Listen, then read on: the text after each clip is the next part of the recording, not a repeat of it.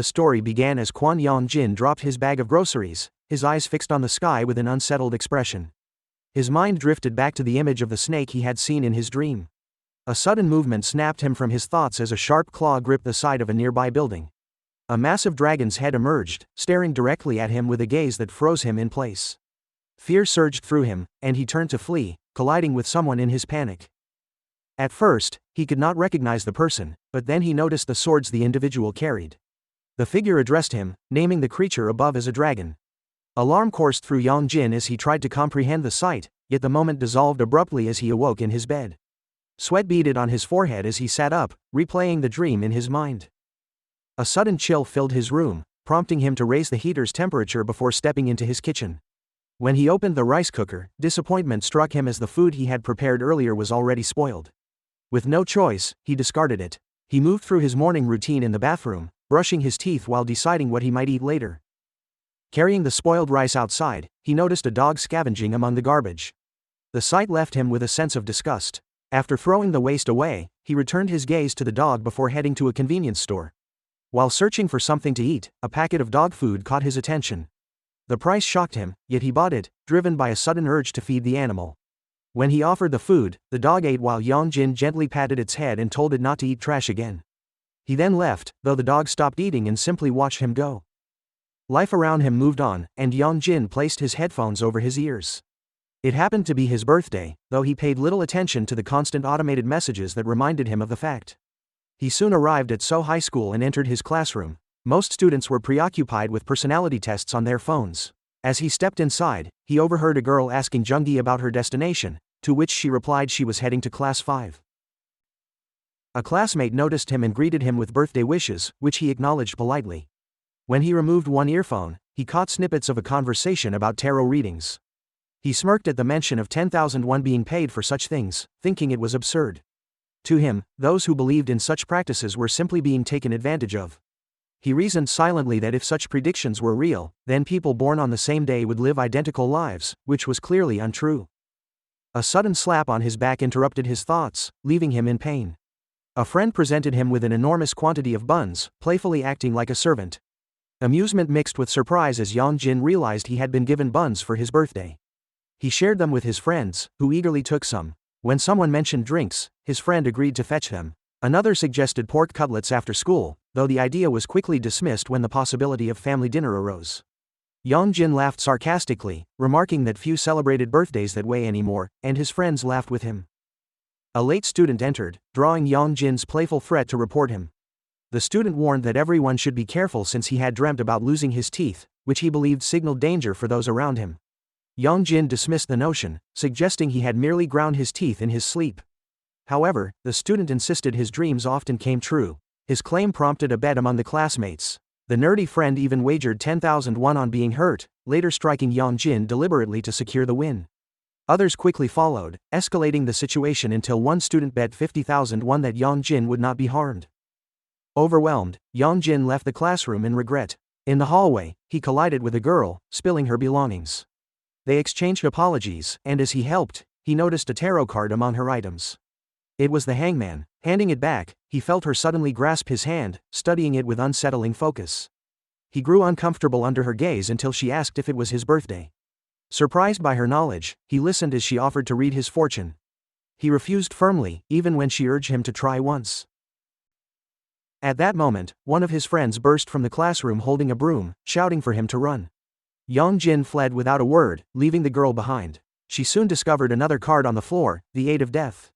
Her friends called to her, and after hesitating, she chose to rejoin them. Class proceeded as usual, though Yong Jin was exhausted. As his eyes closed, his teacher scolded those dozing, threatening to wake them with cold air. Startled, he sat upright and asked his friend about the page, only to find him asleep as well. Yong Jin teased him quietly, but then his gaze caught a dark figure outside the window. Alarm filled him as he locked eyes with it, though when his teacher questioned him, the figure had vanished. When class ended, Yong Jin stepped into the hallway, still troubled by what he had seen. Another student approached, wishing him a happy birthday and striking him on the back again. It was Jang Suho, who mocked Yong Jin's hair, claiming he did not even want to pretend to know him. Internally, Yong Jin cursed him, though Suho seemed to sense his thoughts, bumping his head playfully and accusing him of calling him a bastard in his mind. Suddenly, the girl from earlier, Huisu, grabbed Yong Jin's arm, startling Suho. She declared that Yong Jin was her boyfriend, leaving both young men stunned. Suho, who harbored feelings for her, demanded confirmation. Irritated, he muttered that there was little he could do against her choice, then leaned close to Yong Jin, calling him a poor orphan while mocking his supposed good fortune at having a wealthy girlfriend. He walked away as if nothing had happened. Confused, Yong Jin asked Huisu why she had claimed such a thing, questioning if she even knew him. She responded that she would actually enjoy it if rumors spread. Her boldness left him unsettled, especially when she asked him directly for a date. Yong Jin wondered if this was her way of punishing him for rejecting the tarot reading earlier, though she appeared sincere. However, Yong Jin no longer wished to be caught in foolish situations, so he refused Huisu's persistent offer with measured restraint. His words left her stunned, yet her determination did not falter. She continued to shadow his every step, her gaze fixed on him as though he were the only person in existence. Even during lunch the following day, she left a package of strawberry juice on his desk before class began, a gesture that did not go unnoticed. His friends, puzzled by her relentless presence, began to prod for answers.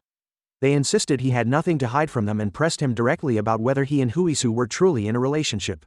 Yong Jin denied the suggestion with emphatic certainty. However, the classroom atmosphere shifted suddenly when someone shouted that his girlfriend had arrived.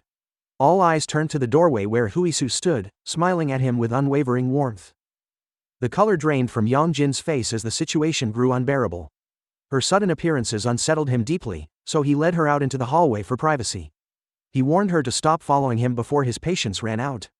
Huisu, perplexed by his tone, asked why he was so upset and suggested they calmly discuss the matter. His frustration only deepened, and he told her to cease her actions immediately. She assumed his rejection was rooted in hatred, and in response she vowed to improve herself until his opinion changed. Yong Jin could not accept her reasoning and insisted they had never been in a relationship at all. Her reply was a quiet yet powerful confession of love. Pushed beyond his limit, Yong Jin ended the conversation decisively. He declared they were strangers from that moment forward and walked away, leaving her alone in the fading light of the day. She pressed a hand to her face, processing his words in silence as the sun dipped toward the horizon.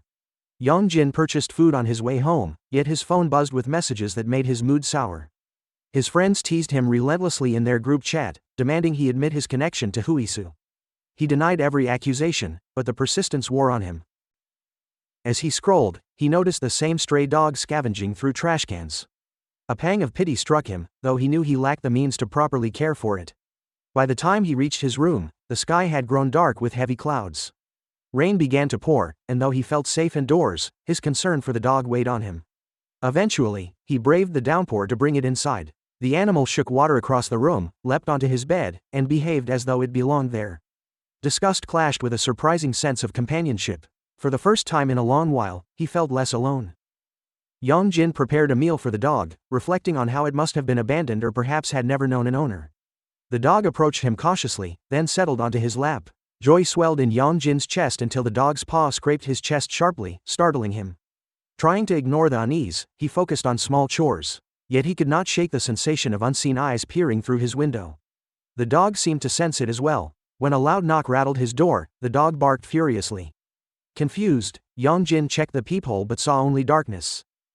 A familiar voice called from outside. When he demanded to know who it was, the reply came cryptically, asking who else it could be. His blood ran cold when he realized it was Huisu. Slowly opening the door, he found her drenched in rain, her uniform clinging to her form. Flustered, he fetched a towel and thrust it into her hands, urging her to cover herself. He gave her an umbrella and his jacket, guiding her outside despite the storm. He asked how she had known where he lived. She admitted bluntly that she had followed him. Anger flared in him as he demanded to know why she would go so far. When pressed, she confessed she wanted only him. The audacity of her declaration left him reeling. He told her to leave at once, questioning her sanity, but she countered with an offer that stunned him. She proposed paying him 100,000 won per hour simply to spend time with her. He scoffed, certain she was joking, until she revealed her bank account balance showing millions at her disposal. Stunned, Yong Jin asked if her parents were aware of this reckless behavior. She brushed the concern aside and promptly transferred money into his account. He froze, bewildered by the reality of the situation. His pride screamed in protest, yet the deposit could not be ignored.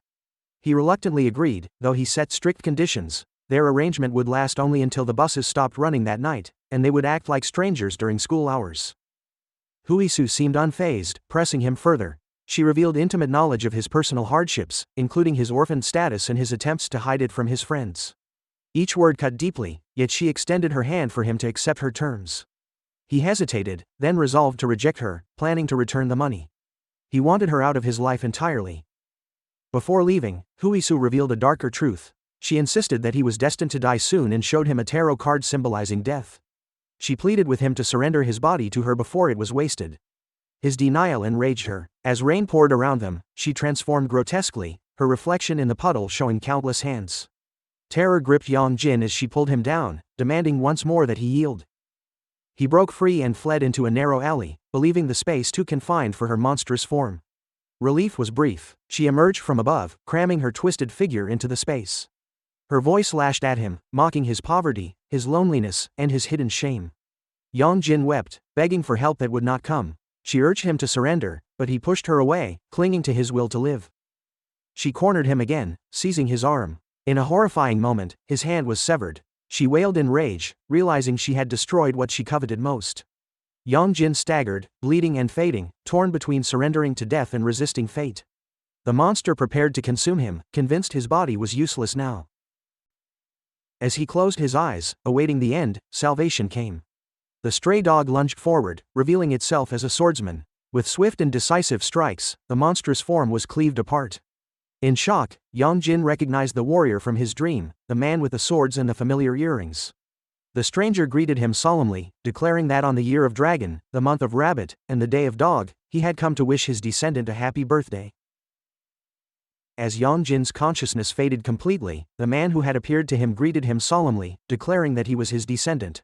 The words lingered in his mind as darkness consumed his vision. When he opened his eyes again, he found himself staring at the familiar bulb glowing faintly above his bed.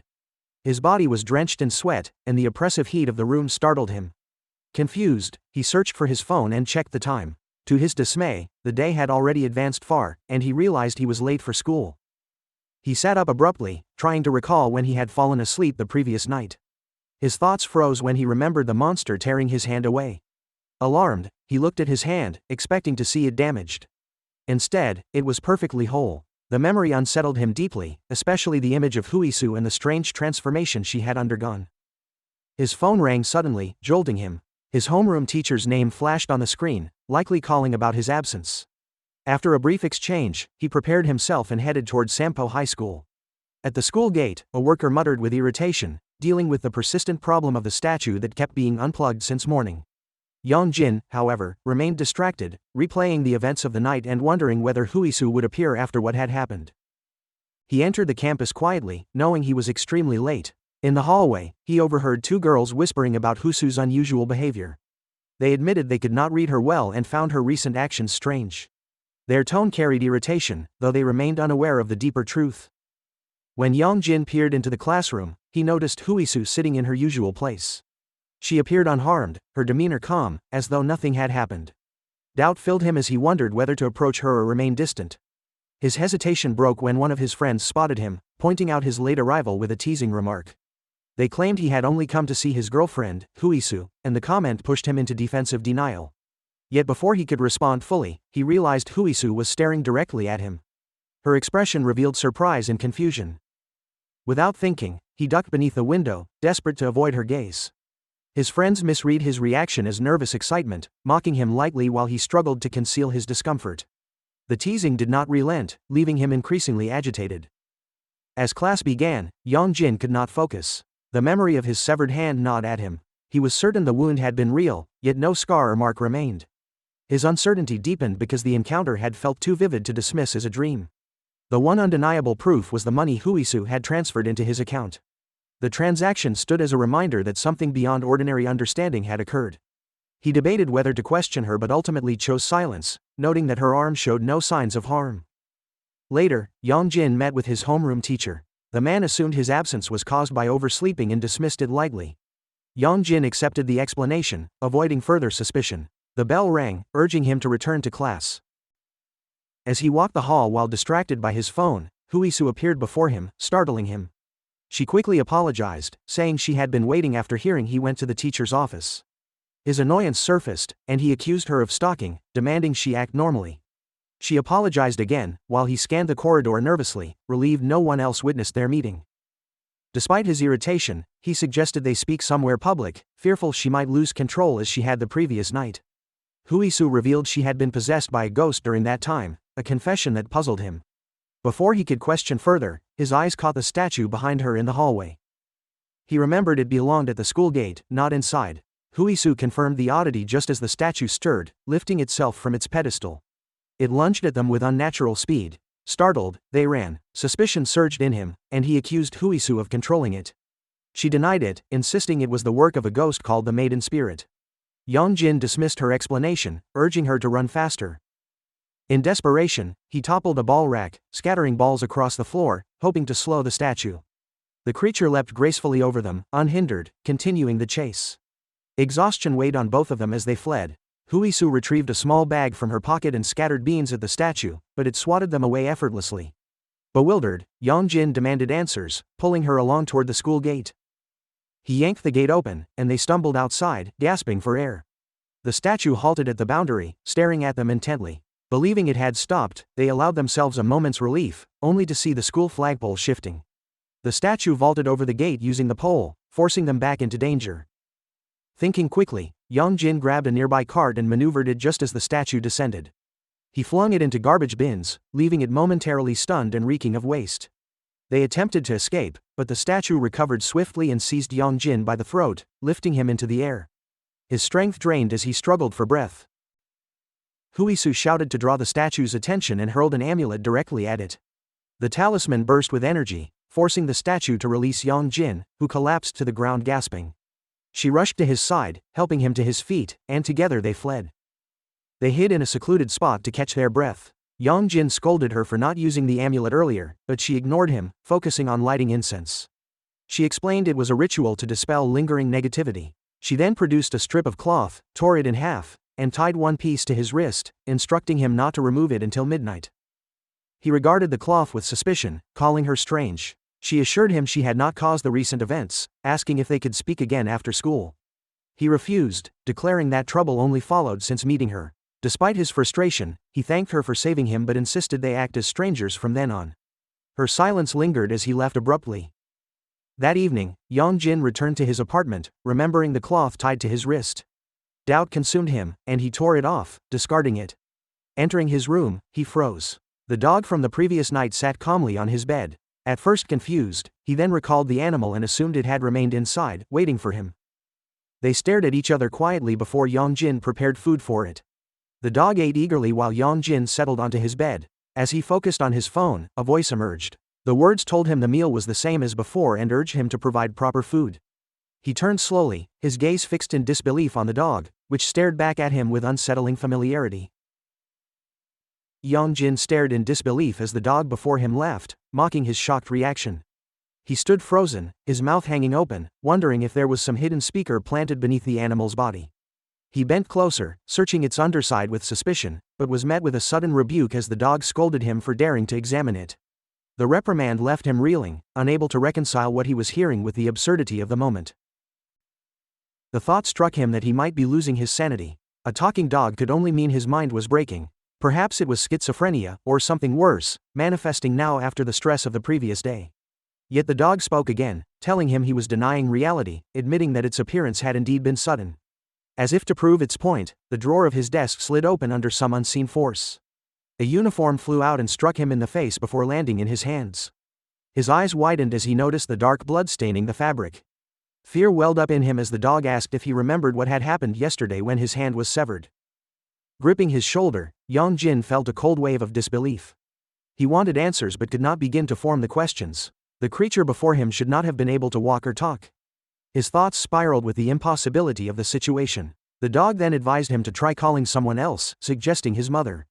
The statement unsettled him further, and he replied that there was no one like that. The dog, confused, pressed further, asking if his family was gone.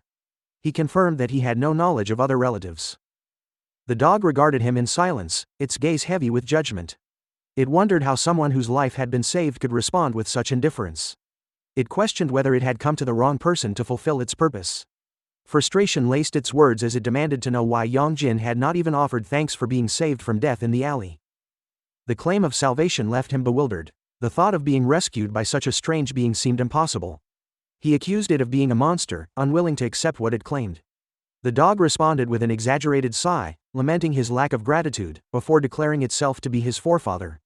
The revelation struck him harder than anything before. To hear that his ancestor was now a dog shook his understanding of reality. For a moment, he even wondered if he too had once been an animal. His confusion only deepened as the dog called him an idiot. It explained that it was not truly a dog, merely inhabiting this form. The voice was that of his forefather, not the body he was seeing. Yong Jin pointed out the moving mouth, demanding clarity, but the reply was simple. The voice only resonated through the animal, since there was no human body to use. To Yong Jin, the explanation sounded like a ghost trapped without form. Frustrated, his forefather grew irritable at his lack of understanding. Yong Jin asked if it required rituals or rites for peace, explaining that he had no money for such things. He even advised the spirit to seek another descendant better suited for assistance. Yet the forefather began sniffing around his bed instead, clearly searching for something. Believing it simply needed to relieve itself, Yong Jin directed it to the bathroom. Before leaving, the spirit questioned if his family no longer served him, which only drew more confused denial from him. The forefather eventually declared that from this moment, Yong Jin would take responsibility for helping him. The young man balked, asking if the being intended to remain in his apartment. The response was blunt, questioning where else it could possibly go. Overwhelmed, Yong Jin told it firmly to leave. Anger flashed in the forefather's voice as it reminded him again that his life had been saved. Yong Jin admitted his gratitude yet insisted he leaves, saying he was nothing more than a poor student unable to support such a being. Desperation led him to grab his phone and search for symptoms of schizophrenia. He wondered if this entire event was only a hallucination. He explained he could not care for an ancestor manifesting as a dog. Yet his forefather suddenly stiffened, staring toward the window. A sharp bark erupted from its throat, startling Yong Jin. He demanded an explanation, but the forefather spoke of something outside, exclaiming in alarm about a figure that had been brought here. It was speaking of the statue from his school, the same one that had attacked him before. Yong Jin dismissed the words as nonsense, until his forefather leapt onto his face and ordered him to move. Shock spread through him as the revelation came. The statue was right outside the building. He tried to deny it until a loud crash outside confirmed the truth. Panic surged through him as his forefather pulled him from his seat, forcing him to move. They crept outside, only to find no sign of others in the building. Suddenly, the forefather yanked him to the right, revealing the statue's massive form standing directly outside his apartment. Confusion filled him as he wondered how the figure from the school could be here. His forefather corrected him, stating it was not a monster but a spirit. Yong Jin argued that spirits could not look like statues come to life, only to be insulted again for his ignorance. The explanation followed that spirits could inhabit any non-living form, countless in number and bound to nature itself. The lesson mattered little as the statue stormed into the building, splintering the door. Fear overtook Yong Jin, who worried more about the damage than the danger. His forefather scolded him harshly, ordering him to flee. The statue fixed its gaze on him, driving his fear higher. Reluctant to leave his forefather, he hesitated until the command came again. He dashed out, looking back to see the dog stand defiantly against the spirit. The forefather declared its authority, unleashing a surge of power. Yet when it opened its mouth, only an awkward bark came forth. The statue struck it aside with a single blow. Its strength was gone in this form, leaving only retreat. Yong Jin demanded answers, but the forefather admitted it could not use its power. The statue's stone hand seized him, though his slipping jacket allowed him to narrowly escape. The spirit then donned his clothing as though claiming part of him. Fear drove him to move as his forefather urged him onward. The statue crouched like a sprinter preparing to charge. It dashed with terrifying speed, but an unseen wall stopped it abruptly. Relief came when Roso's intervention became clear. Not far away, Huisu appeared, holding a speaker, her presence shocking Yong Jin even more than the spirit. Huisu held a speaker in her hands, the sound of a powerful Buddhist chant filling the air. She had played it directly from her phone, amplifying it through the speaker, and the effect on the spirit statue was immediate. A strange flame rose across its stone body, the chant resonating with something unseen yet powerful. Yong Jin stared, unable to comprehend what he was witnessing. The flames did not behave like ordinary fire, and he realized with dread that his clothes, still clinging to the statue, were burning alongside it. Huisu continued to hold the speaker steadily, determined to keep the chant playing. The resonance spread through the air like a barrier, but the scene remained baffling to Yong Jin. He tried to grasp the meaning of this strange ritual. His forefather, still inhabiting the dog's body, seemed deep in thought as he observed the flames. The spirit wondered whether Huisu could truly complete the ritual and suppress the entity. Yong Jin looked at the dog with a mixture of disbelief and desperation. Everything unfolding before him felt unreal, yet there was no time to dwell on confusion. The statue did not collapse under the flames. Instead, it glared with renewed hostility. Despite the chant's pressure, the spirit remained able to move, and its eyes burned with malice. The intensity of its gaze terrified Huisu, forcing her steps backward as fear overtook her resolve. Suddenly, the spirit lunged with murderous intent, its massive form barreling toward her. Without thinking, Yong Jin threw himself in front of her, using his body as a shield. The impact hurled them both into a wall, pain radiating through his abdomen where the blow had landed. Huisu reached toward him, fear etched in her expression as she worried about his state. The statue shifted its focus to the source of the chant. It raised a foot high and stomped down on the speaker, crushing it to pieces. The sacred sound vanished in an instant. Seizing debris from the ground, it prepared its next assault. A sharp rock flew from its hand, whistling through the air with lethal intent. Yong Jin and Huisu braced themselves but could do little to resist. Stone after stone struck them, tearing into their skin and leaving painful scratches across their bodies. They collapsed to the floor, weakened and exhausted from the barrage. Yong Jin forced himself to call Huisu's name, but she did not respond. His own body screamed in pain, his breath uneven and heavy.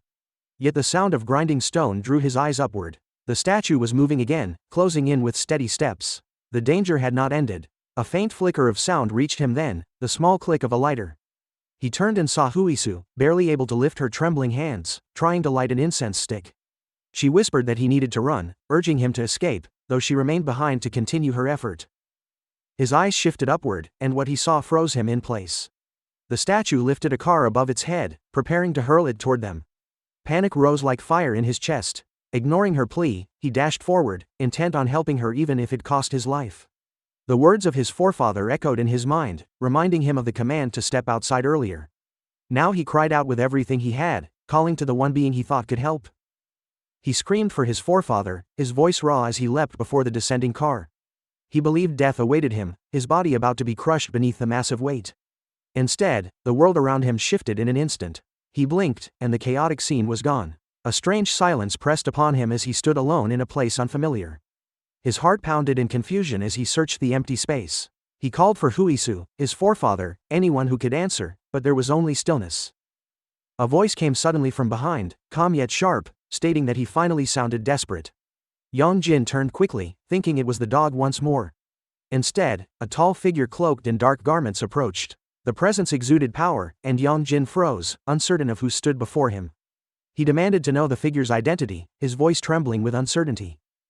The figure spoke, addressing him as a descendant, asking if he did not even recognize the voice. Realization dawned upon him. This was the true form of his forefather, freed from the animal vessel. Awe filled him as he beheld the man's commanding figure. The forefather vanished in a blink, only to reappear behind him, the sudden shift startling Yong Jin to the core.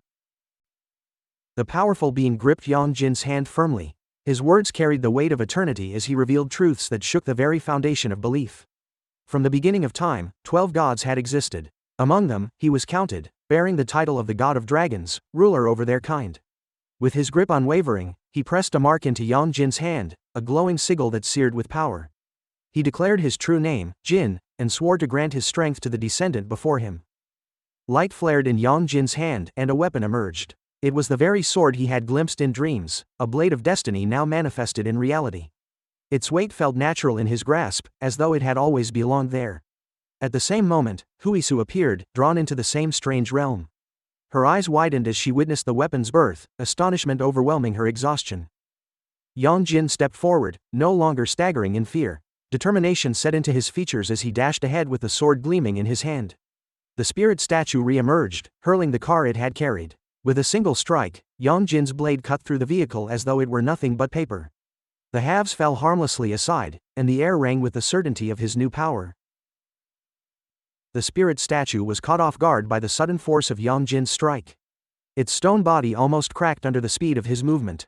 Huisu immediately noticed the way Yong Jin staggered afterward and grew anxious about his condition. Yong Jin himself appeared unsettled, especially after realizing that his sword had sliced through a car with almost no resistance. He could not comprehend how such strength flowed through him, and uncertainty clouded his thoughts. In that moment of hesitation, Jin called out sharply, demanding to know what Yong Jin was doing, wasting precious time. He reminded him that the statue remained a threat and urged him to get up before it consumed him entirely. Yong Jin bent to lift his sword again, but the weapon proved far too heavy for his ordinary human body. Before he could steady himself, he sensed the looming presence of the spirit statue closing in. The massive figure struck him with brute force, sending his body tumbling violently into a cluster of trash cans. The statue charged toward him again, but Jin reacted instantly. He leapt forward, throwing himself directly at the statue's face in an attempt to divert its focus. While keeping the statue occupied, he instructed Yong Jin to attack immediately. However, Yong Jin misinterpreted his intention and chose to flee instead, sprinting away from danger rather than finishing the enemy. Jin's plan collapsed in that instant, and frustration washed over him as Yong Jin once again ran without striking the decisive blow. The statue gave chase, its heavy steps shaking the ground as it pursued the young man. Yong Jin glanced behind and realized it was right on his trail. Jin's voice rang out again, ordering him to use the sword. With determination, Yong Jin turned, tightened his grip on the hilt, and swung. The spirit statue moved swiftly, dodging with unnatural agility, leaving his attack to slice only empty air. The strike had no effect, and the statue pressed on. Huisu, watching closely, urged Yong Jin to hold it off just a little longer to give her time. Desperation drove Yong Jin to swing the blade wildly. To his surprise, the erratic movements momentarily confused the spirit statue, halting its advance. Yet disaster struck when his hands slipped. The sword flew from his grasp, spinning into the air. The sight filled him with dread, for he knew he had made a critical mistake. Jin, witnessing this, could not hide his disappointment at Yong Jin's ineptitude. The weapon eventually cut through branches of a nearby tree, scattering leaves in all directions. Yong Jin resumed his frantic escape while the falling leaves drifted gently around them.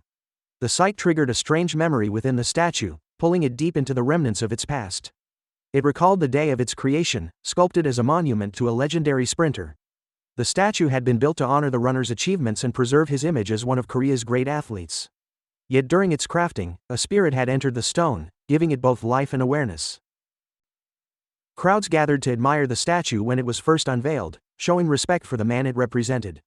Photographs were taken, and praise filled the air. However, some questioned why the sculpted figure had been left bald, a small detail that carried subtle mockery. Over time, the admiration of the people continued, but the spirit within the stone became restless. One day, the living athlete himself stood before the statue, posing beside it for a photograph. The sight shook the spirit, for the man perfectly mirrored the stance it had been carved into. The spirit felt a flicker of pride, yet that moment shattered when a woman in the crowd declared that their admiration was for the real athlete, not the statue. The spirit realized then that it was nothing more than a lifeless imitation, never the true source of glory. A deep sorrow filled its being. Eventually, the statue was relocated to the grounds of Sampo High School. Once there, admiration ceased entirely. Students passed by without paying attention, and no one thought to take a picture or offer respect. The spirit's despair deepened further, yet within it remained a longing, the desire to embody the runner it represented, to inspire admiration, to stand at the finish line as the victor. Snapped back into the present, the spirit perceived Yong Jin ahead of it like a rival competitor. Its drive ignited, and it charged with renewed speed. Yong Jin, still fleeing in desperation, slipped and crashed to the ground. He looked back to see the massive figure descending upon him, believing this was the end. Yet instead of striking him, the statue surged past, focused entirely on its own imagined race. To Yong Jin's astonishment, the statue rushed toward a nearby toll booth barrier, treating it as if it were the finish line of a race. With all its might, it sprinted forward, yearning to claim the victory it had been denied in life. For the spirit, this single moment held meaning. It was a chance to feel as though it had been number one, admired and acknowledged. In its mind, it envisioned people requesting autographs and photographs, treating it as a real champion rather than a copy. Yong Jin and Huisu stood frozen in disbelief as the spirit statue vanished the moment it reached the toll booth. Jin considered the scene carefully and explained that the statue had likely fulfilled its purpose, allowing it to return to its origin and rest. He reminded them of what he had said before, that spirits were not always inherently dangerous. Their actions depended on the purpose they had been created to fulfill. Yong Jin questioned what rules these spirits followed, while Huisu wondered what determined their behavior. Jin explained that it varied, tied to the original intention behind their existence. That was why he had asked the statue why it was angry, suspecting they had interfered with its unfulfilled purpose. Yong Jin, however, thought Jin was mocking him with such explanations. The three of them returned to Yong Jin's room, their bodies aching from the encounter. Yong Jin winced, convinced his ribs had been cracked from the statue's blow. Jin reassured him that his healing abilities would mend the injury soon enough. He then turned his attention toward Huisu, asking if she had been harmed. Huisu, surprised at being addressed by Jin, who remained in the form of a dog, felt slightly awkward but expressed gratitude for their help. As she bowed in thanks, she inquired whether Jin truly was Yong Jin's forefather. Her question left Yong Jin puzzled, for he had not expected her to perceive Jin in such a way. Meanwhile, at the toll booth where the statue had disappeared, the barrier slowly began repairing itself. The damage from the chase was mended piece by piece, as though unseen hands were restoring balance. The cause soon revealed itself. 3 small spirit children appeared, diligently fixing what had been broken during the struggle. They moved quietly and carefully, restoring every trace of damage left behind by the statue. Their task was simple yet significant, ensuring that the world remained whole after the clash of spirits and mortals. Jin was startled when he realized Huisu could perceive him in his spiritual form. He asked if she was a shaman, but Huisu explained that she was not one herself. She was the daughter of a shaman, which clarified to Jin why she was able to see him and understand his nature. She expressed gratitude again for his help against the maiden spirit, though her body soon gave out. The exhaustion and shock caused her to faint, which explained why she had not been able to thank him properly earlier. Yong Jin, watching all of this, questioned whether Huisu could actually hear Jin speaking. When he asked directly, she confirmed that she could. This eased his concern, for it proved he was not imagining the talking dog. Jin was indeed real. Jin then turned to Huisu with curiosity and asked how she had known he was Yong Jin's forefather. She responded that his true form bore a striking resemblance to Yong Jin. However, Yong Jin could not see Jin's divine appearance, which revealed a clear difference in perception. Jin made a boast, claiming his beauty was unmatched and that it was natural for women to feel shy around him. Yong Jin laughed awkwardly at the exaggerated self-praise. Jin, still inhabiting the body of a dog, even held up a mirror, admiring his own reflection as though his charm could not be diminished. Huisu pulled out her phone and mentioned a location she had found. She used a filter application that placed cat ears on Yong Jin's face. As Jin turned toward the screen, the same filter appeared beside Yong Jin's image, representing him as well. Jin flinched at the sight, startled by its presence, believing it to be a malfunction of the application. To confirm, they tested it again. Yong Jin asked Jin to stand close to him so the filter could detect him. Jin attempted to move, twisting around as though he could manipulate his spiritual body, but in truth, he could not be captured by any phone filter. Night eventually fell. Yong Jin noticed the hour and asked Huisu if she was not returning home. She shook her head and explained that she could not. Yong Jin pressed for a reason, and she revealed that her mother was possessed by a demon, just as she herself had been earlier. The revelation stunned Yong Jin further when Huisu explained her mother had been powerful enough to summon the maiden spirit. If Huisu returned home, her mother, still under demonic influence, would forcefully allow another demon to enter her body. That same demon sought Yong Jin because his body was considered a precious vessel, highly compatible and desirable. To illustrate, Huisu picked up a bowl, filled it with water, and held it out for him to see. She explained that the water represented an ordinary person. Then she emptied the bowl, explaining that the emptiness symbolized Yong Jin's condition, an open vessel vulnerable to possession. Many demons would inevitably attempt to take his body in the future. Her words left Yong Jin unsettled, yet Jin suddenly interjected. He remarked that everything happening was a direct result of Yong Jin's existence. This reminded Yong Jin of the times he had unfairly blamed Huisu for drawing spirits to them. He now realized Jin was telling him that the true cause was himself.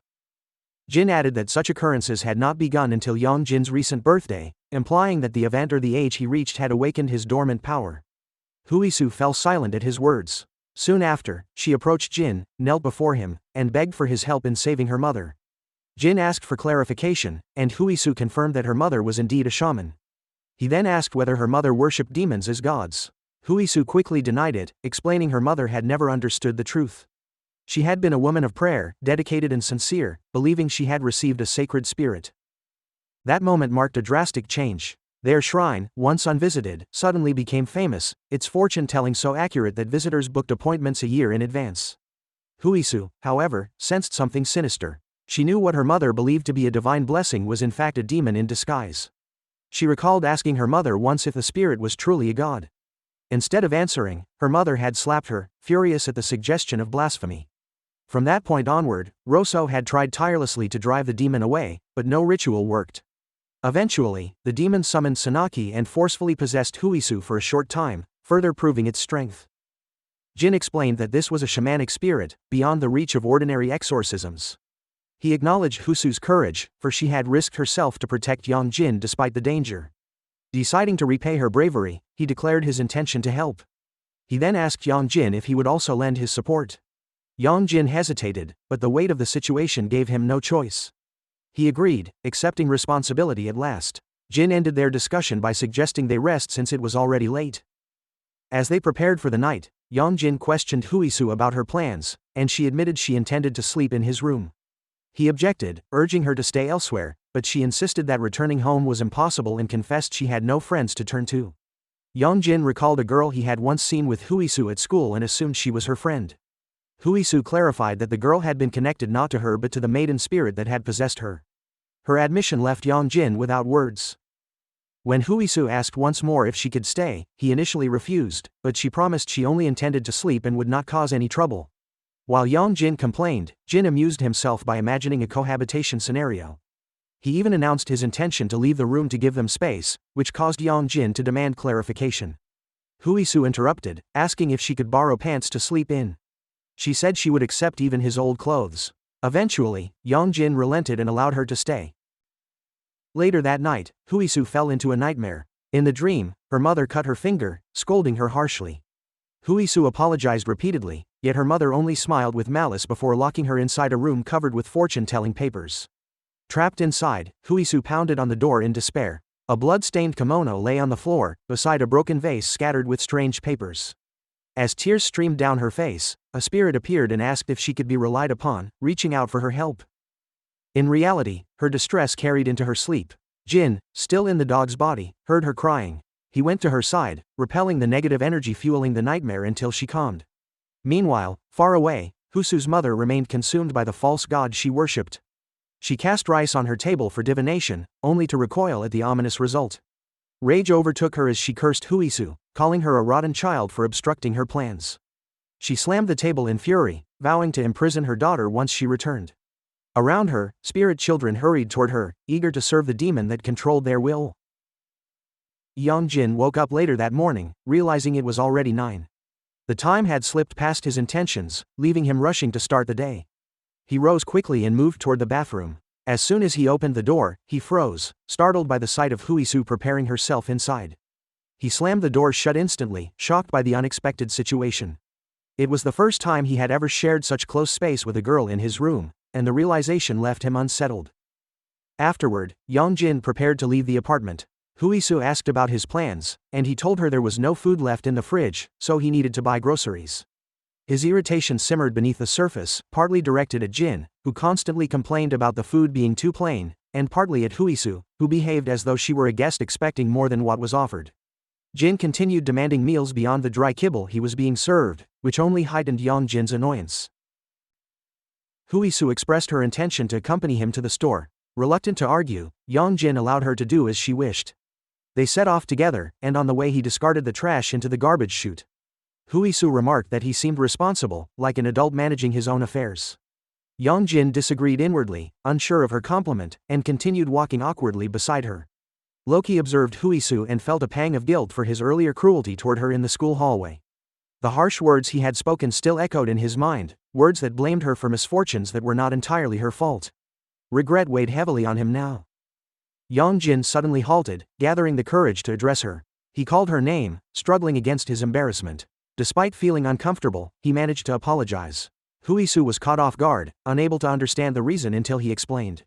He admitted that his past accusations had been unfair and acknowledged that he had involved her in dangerous situations. His apology surprised her even more when he expressed gratitude for her help. His embarrassment showed as he shivered slightly after speaking. Rosso peeked from beneath his jacket and commented on his growth, recognizing his newfound maturity. Huisu responded gracefully, accepting his apology. She admitted that even though she had not intended harm, her actions had made his life more difficult. She acknowledged that he was still helping her despite the burden. Yong Jin swore he would continue to do his best to support her. Their path brought them to a convenience store. Huisu reached for a package of lemon sour candy, prompting Yong Jin to ask her reason for the choice. She explained that it was for him to take whenever his blood sugar dropped, showing her concern for his condition. She then asked if there was anything else he needed. Yong Jin began worrying that they had taken too many items already.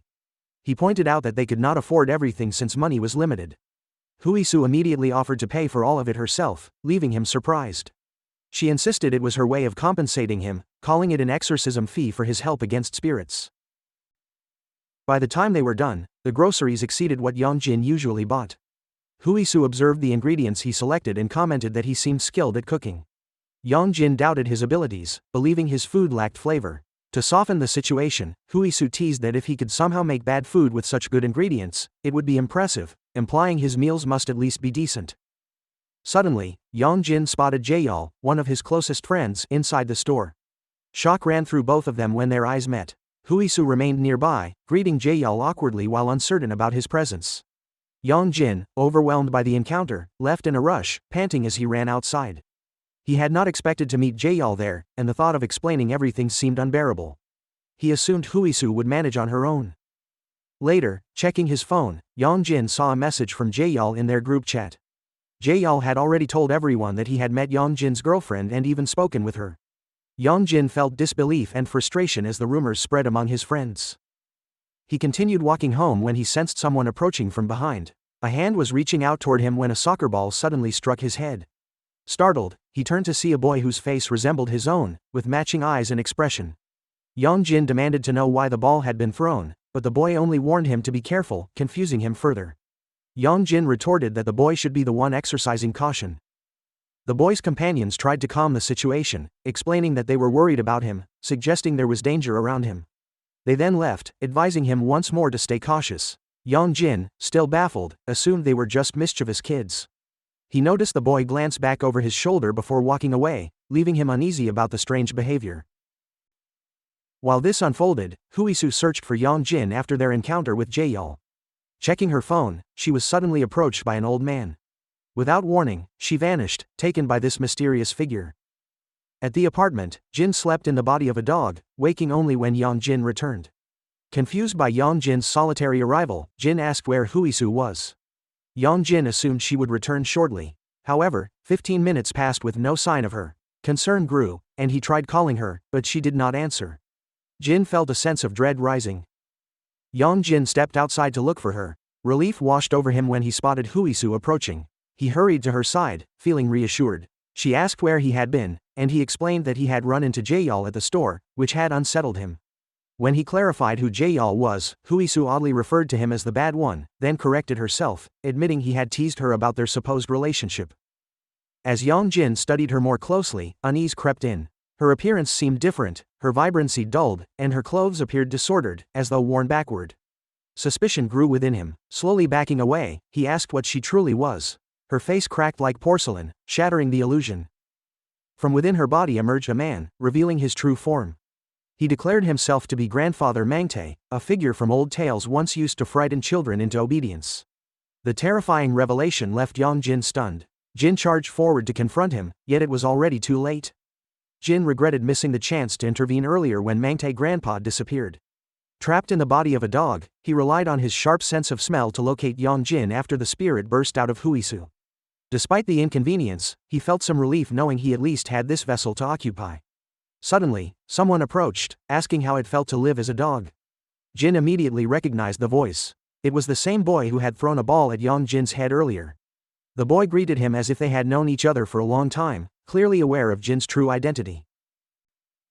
Jin looked at his canine form, reflecting on his physical state and its limitations. He asked the boy what had happened to His Excellency, referring to his original power and form. The boy smirked and replied ambiguously, questioning whether Jin truly did not know or if he was mocking him. Memories of the past began resurfacing in Jin's mind, reminding him of the events that had led to his present state. The boy pressed further, asking how Jin had managed to break the seal that had contained him. Jin confessed his ignorance, speculating that perhaps one of their kind had betrayed them and released him, or possibly the heavenly god had intervened. Without warning, the boy drew a fan and unleashed a sudden gust of wind toward Jin, displaying his power openly. He then transformed into his true form, revealing himself as a powerful spiritual being. The wind shifted into shards of ice, which shot toward Jin. Yet, they failed to strike him, for his essence as a spirit remained invulnerable to physical harm, even while contained in the dog's body. The boy threatened that he could easily tear Jin apart and seal him again in his weakened state. Around them, other children also shed their disguises and revealed themselves as spiritual beings, each radiating strength. Jin glared at them as the boy repeated his threats, boasting of his power to end him. Jin stated calmly that he sought only one answer. He asked if the boy had tampered with the dog's body he now inhabited. The boy smirked once more, then struck the ground with his fan, causing the earth to collapse beneath them. He reverted to his human childlike form and suggested that Jin should ask the heavenly god directly, claiming that even he did not know the cause of this state. His words implied that the heavenly god was involved in Jin's current condition. Jin then demanded to know why he had been sealed in the first place, wondering if it was due to fear of his power. The boy appeared baffled by the question, ridiculing Jin for what he considered a foolish thought. Then he vanished without another word, leaving Jin frustrated. He had expected answers regarding his body, yet received none. Choosing to maintain his composure, Jin dismissed the encounter as a gentleman would. His thoughts then shifted toward Yong Jin, reminding him of the need to find him quickly. He began sniffing the ground again, searching for his scent. At that moment, another child approached him, treating him like an ordinary dog. The child called out, asking if he was searching for Yong Jin and offering to help. Meanwhile, elsewhere, a ceiling loomed overhead that resembled the one from Huisu's nightmare in Yong Jin's room. Mangtae Grandpa sat nearby, sharpening a knife with unsettling precision. His presence suggested something ominous was about to unfold. Yong Jin slowly regained consciousness, realizing he was in an unfamiliar place. The old man muttered to someone unseen, instructing them to provide rice cake. Yong Jin's confusion grew when he heard the distant sound of a crying child. The old man turned his gaze toward Yong Jin and spoke menacingly, repeating the phrase about a tiger carrying away a naughty child. Yong Jin recognized the figure instantly as the one who had emerged from Huisu's body. Horror settled in as he realized both he and Huisu had been captured. Bound tightly, Yong Jin struggled against his restraints, soon noticing Huisu beside him in the same state. Her eyes were red with tears as she wept, tormented by the eerie song the old man sang repeatedly about the tiger. The situation felt grim, and Yong Jin could not believe that Huisu had been dragged into it as well. The old man soon revealed his cruel intention by pouring salt in front of Yong Jin. His plan was clear: he intended to preserve them as salted fish, a grotesque fate. Huisu could no longer contain herself after hearing the song for the fourth time, realizing that his repeated words meant exactly what they implied. The mat they were bound to shifted, forcing Yong Jin's face down into the pile of salt. He realized in shock that his clothes were gone, leaving him nearly exposed. Embarrassed, he whispered to Huisu, asking if she had seen him in this state. She turned away, replying that she had not and would not look. The moment was fleeting, for the old man had finished sharpening his knife. Rising to his feet, he began stepping toward them, his intent unmistakable. The sound of his footsteps echoed through the space, then gradually faded. Yong Jin assumed the old man had stepped away momentarily, yet his anxiety persisted. When he opened his eyes again, he discovered the old man standing before him, watching intently. The sight startled him. The old man smirked and taunted him once more, repeating the phrase about being a naughty child. The mocking tone carried the weight of dread, leaving Yong Jin uncertain of what would come next. Yong Jin, unsettled by being called naughty, turned his thoughts toward the old man and questioned why such a label had been placed upon him.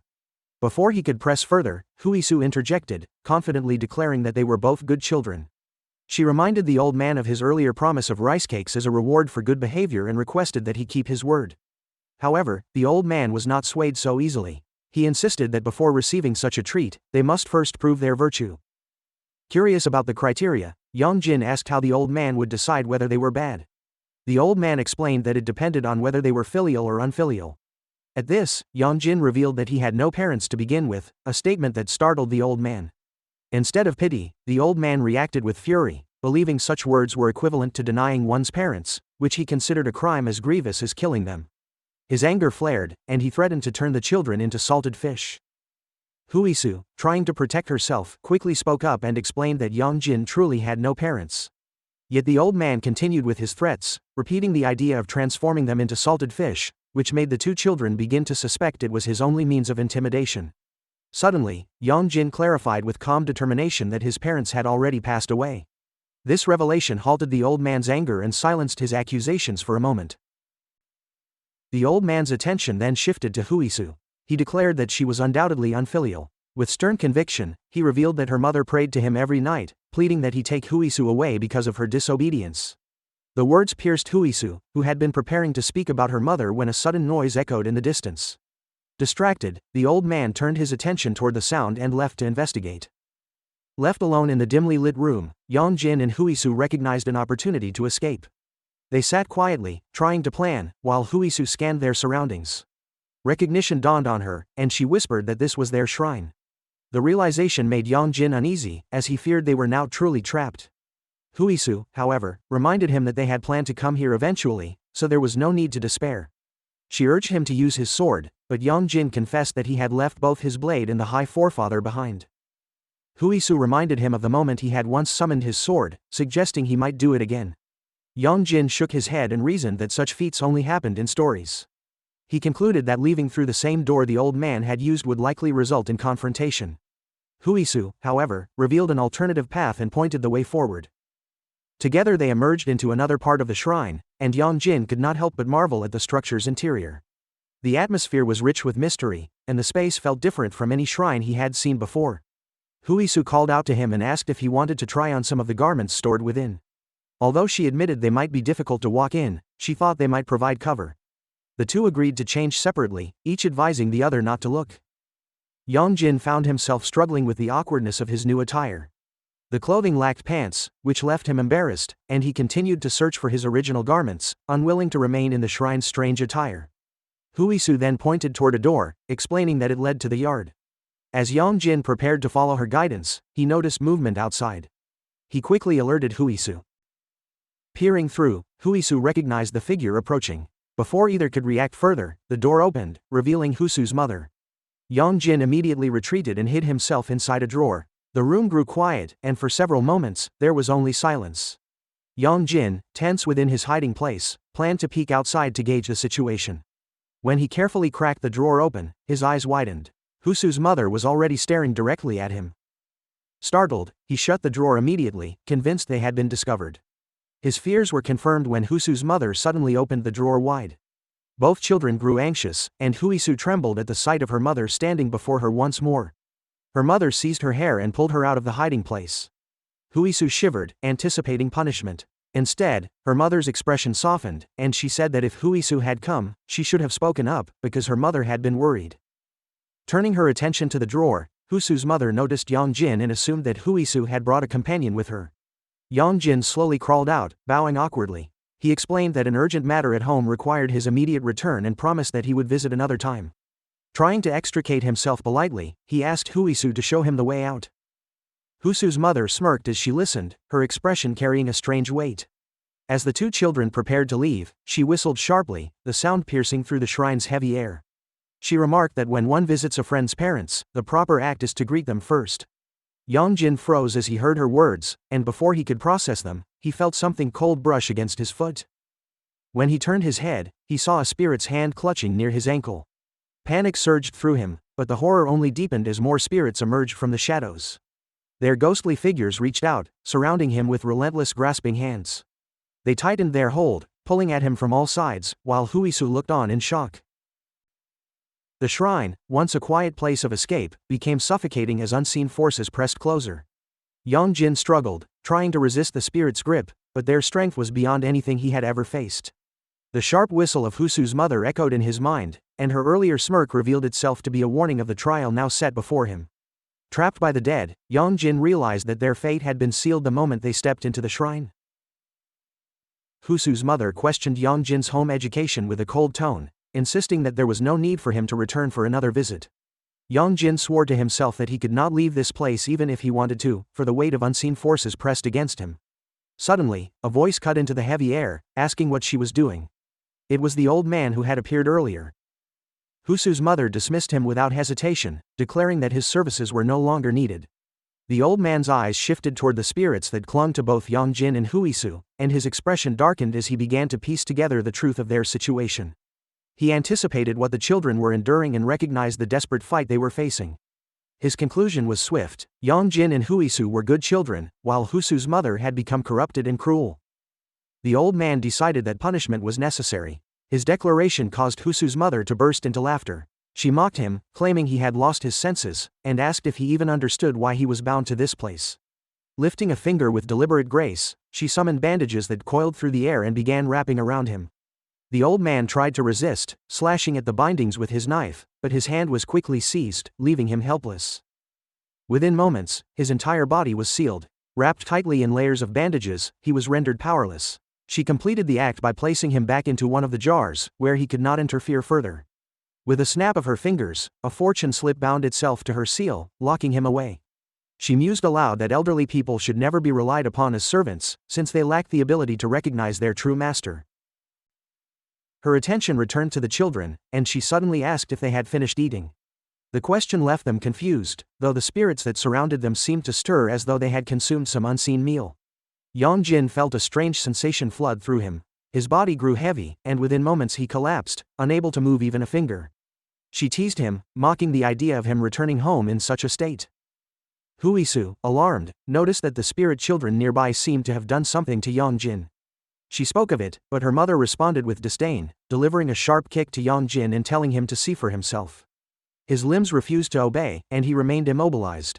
Huisu pleaded for her mother to stop, desperation clear in her voice, but the woman advanced toward her with an ominous smile. She reminded Huisu that she was no longer her true mother and ordered her to remain silent, threatening to throw her into a cauldron if she disobeyed. Meanwhile, Yong Jin remained helpless, unable to intervene. Huisu's mother grew increasingly ecstatic at the thought of claiming his body. Her excitement rose to feverish levels, and she seemed ready to take what she desired. However, the arrival of a client interrupted her. Forced to deal with the newcomer, she locked the children inside a room once again. Inside the chamber, Yong Jin lay on the ground, drained and weak. He admitted to himself that Huisu's mother was truly terrifying. Huisu corrected him, saying that the figure before them was no longer her real mother. She described her true mother as kind and gentle, someone whose smile she missed deeply. The memory of her real mother's warmth stood in painful contrast to the coldness of the woman outside. Overwhelmed by guilt, Huisu apologized to Yong Jin for dragging him into danger.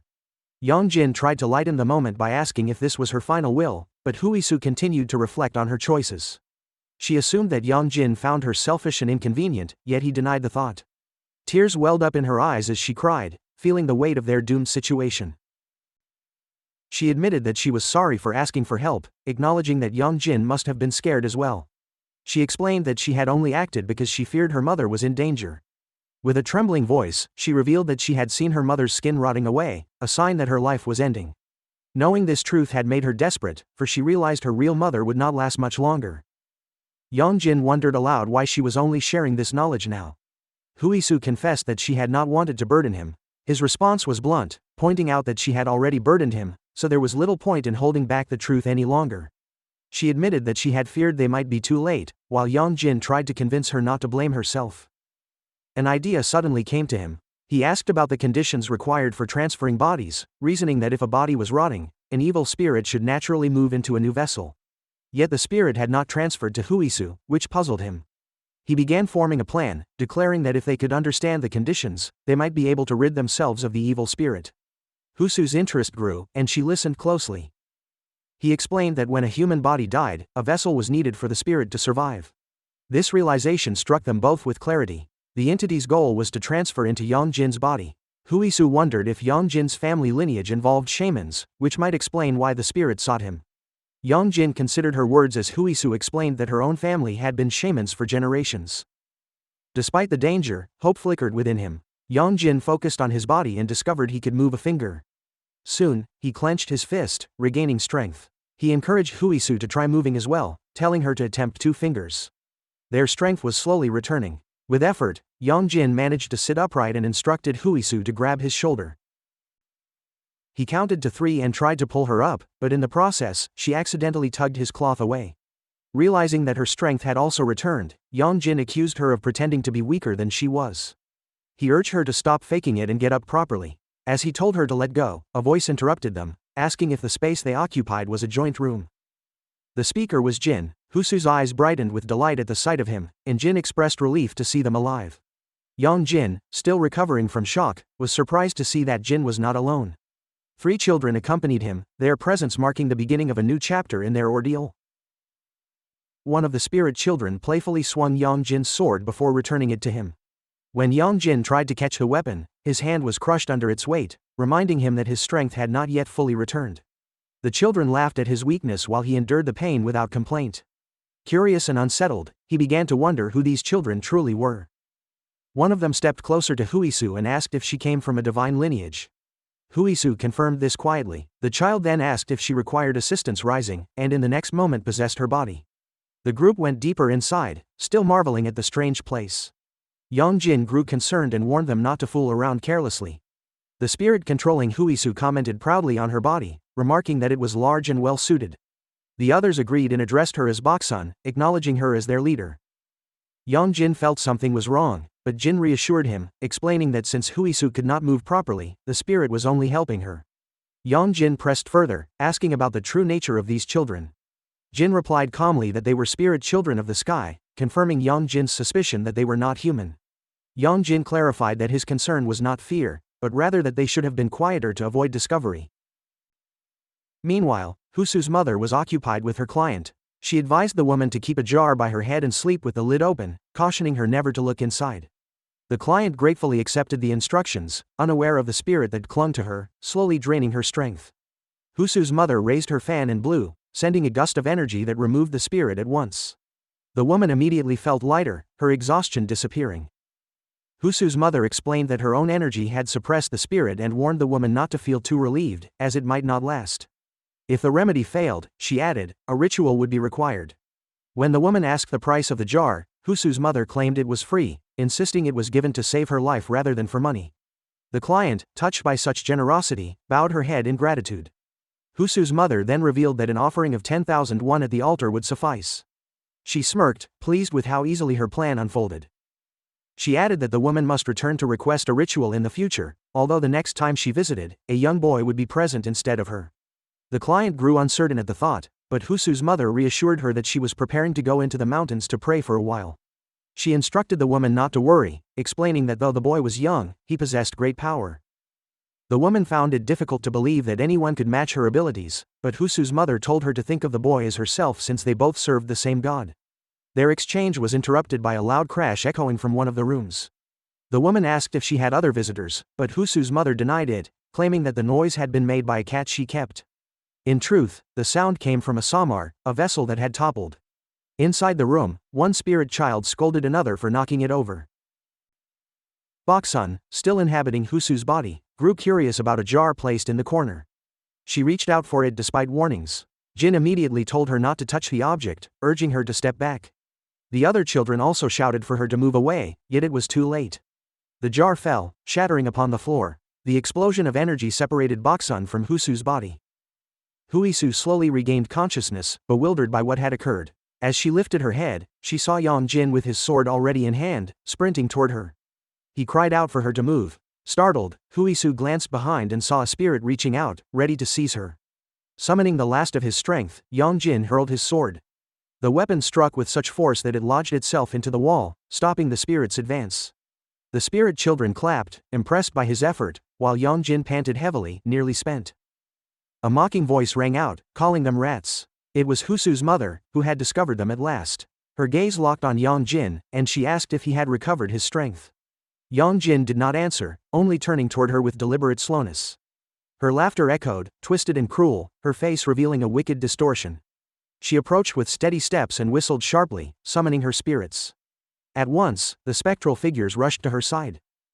Her expression shifted when a newcomer arrived, voicing a threat against her for using tormented spirits of the unborn once again. The figure made it clear that she would be confronted for her deeds. Huisu's mother smirked at the challenge, anticipation glinting in her eyes. The newcomer questioned whether a true shaman should ever commit such acts. Boksun, speaking with sharpness, declared that only weak shamans resorted to such tricks and demanded to know where the fingers of the stolen babies were. The question hung in the air, striking like an accusation. Before Huisu's mother could respond, her client's frightened voice broke through, asking what was happening. Turning her head, the woman beside Huisu's mother was shocked to see Yong Jin standing there. In that instant, a jar began to crack. A spirit burst out, lunging directly toward Yong Jin with desperate hunger, intent on seizing his body. The assault came so quickly that Yong Jin braced for impact, yet the spirit suddenly popped, dissipating into nothingness. He stood frozen, shocked by the abrupt end of the attack. Huisu's mother narrowed her eyes and questioned why Yong Jin's spirit would attract such a reaction, wondering aloud why it would cling to him instead of her. As the spirit vanished, Huisu's mother grew furious, realizing her client was now incapacitated. A sudden sound of chanting made her turn. The spirit children had begun a sealing ritual, their voices weaving the structure of a spell aimed at trapping her soul. Recognizing their intent, Huisu's mother pulled out her hairpin and pierced her own skin, letting blood spill across the floor. With chilling confidence, she claimed their ritual could not restrain her. The blood formed a twisted pattern on the ground, a mark of forbidden sorcery that distorted the flow of the spell. The spirit children faltered, startled by her command of such dark magic. She declared herself not a mere woman but the embodiment of resentment and vengeance, the curse that had lingered in the world. Stepping forward, she taunted them about the missing fingers of the unborn spirits and revealed them hidden grotesquely in her mouth. The spirit children recoiled in horror, their faces pale as the tormented unborn spirits wailed upon recognizing what she held. Their cries filled the space, the anguish of lives that had never known peace or justice. The eldest of the spirit children urged the others to pay attention, declaring that the unborn were evolving, consumed by their pain and thirst for vengeance. At her whistle, the unborn spirits lost control. Their shrieks turned into violent howls as they charged toward the spirit children. None of the siblings could believe the unborn had been twisted into malevolent entities. Even Boksun, who had possessed Huisu earlier, felt sorrow for them and pleaded softly, asking them to return to their mothers instead of being consumed by rage. Huisu's mother scoffed at his pity and commanded the spirits with greater force. At her order, the swarm of the unborn descended on the spirit siblings. The children struggled against the overwhelming force. One child defiantly asked Huisu's mother if she truly thought she would remain safe after orchestrating such horrors. Before another could speak further, an unborn spirit slammed him against the ground. Another sibling cried out, threatening that once their elder brother arrived, she would be destroyed. Huisu's mother laughed cruelly, mocking their desperate call and daring them to summon him. The spirit siblings weakened quickly, swallowed by the mass of unborn spirits that drowned out their resistance. With her attention no longer divided, Huisu's mother turned back to Yong Jin and Huisu. Her expression twisted with desire as she proclaimed that once she seized Yong Jin's body, she would ascend to something greater than human, perhaps even a god. She raised her hand, reaching toward his forehead, ready to claim him.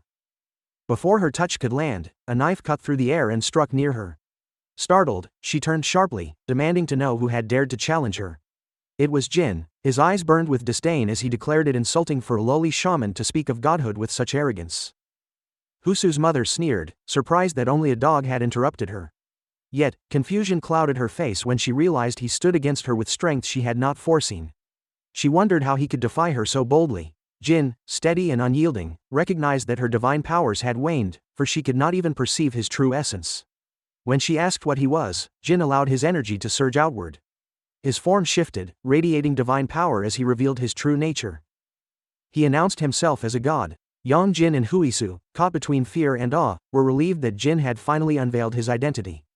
Huisu's mother, however, stood in shock, her expression breaking for the first time as she realized the depth of the power now standing before her. Huisu's mother could not accept the reality before her. A god stood in front of her, embodied in Jin. She asked if she was finally able to see him clearly. Her frightened expression quickly shifted into laughter, mocking the sight. She praised his appearance with sarcasm and warned him to stay out of her affairs unless he wished to die as a mere dog. Studying his clothing, she assumed he was nothing more than a low-ranking noble lord. Yong Jin wondered why Jin remained still, simply speaking instead of acting. Jin looked directly at him, his expression unreadable, as if delivering a sign. Yong Jin struggled to interpret the meaning. Huisu's mother dismissed Jin with disdain, declaring that he had no place interfering. Jin responded with calm contempt, remarking that he was only deciding how to handle her, seeing her take possession of a helpless human body. Yong Jin's thoughts spiraled. He wondered whether Jin truly expected him to act. The notion unsettled him deeply. Considering her options, Huisu's mother began to chant, summoning the strength of her rituals. She declared that if Jin were truly a god, he should be able to cleanse the workings of a shaman with ease. The ritual's power surged, and suddenly Jin's body was thrown backward. His figure flew through the air as if effortlessly dismissed. Huisu's mother mocked him, ridiculing his failed attempt to uphold divine authority. In her eyes, a real god could have torn her free from the body and destroyed her instantly. Her accusation carried truth. Jin had not been able to dispel her. She insulted him bitterly, branding him a fraud who dared to claim divinity. Turning her attention to Yong Jin, she jeered that if these weaklings were the only help he had, then he was lost. She demanded he surrender his body, promising to grant mercy by sparing Huisu.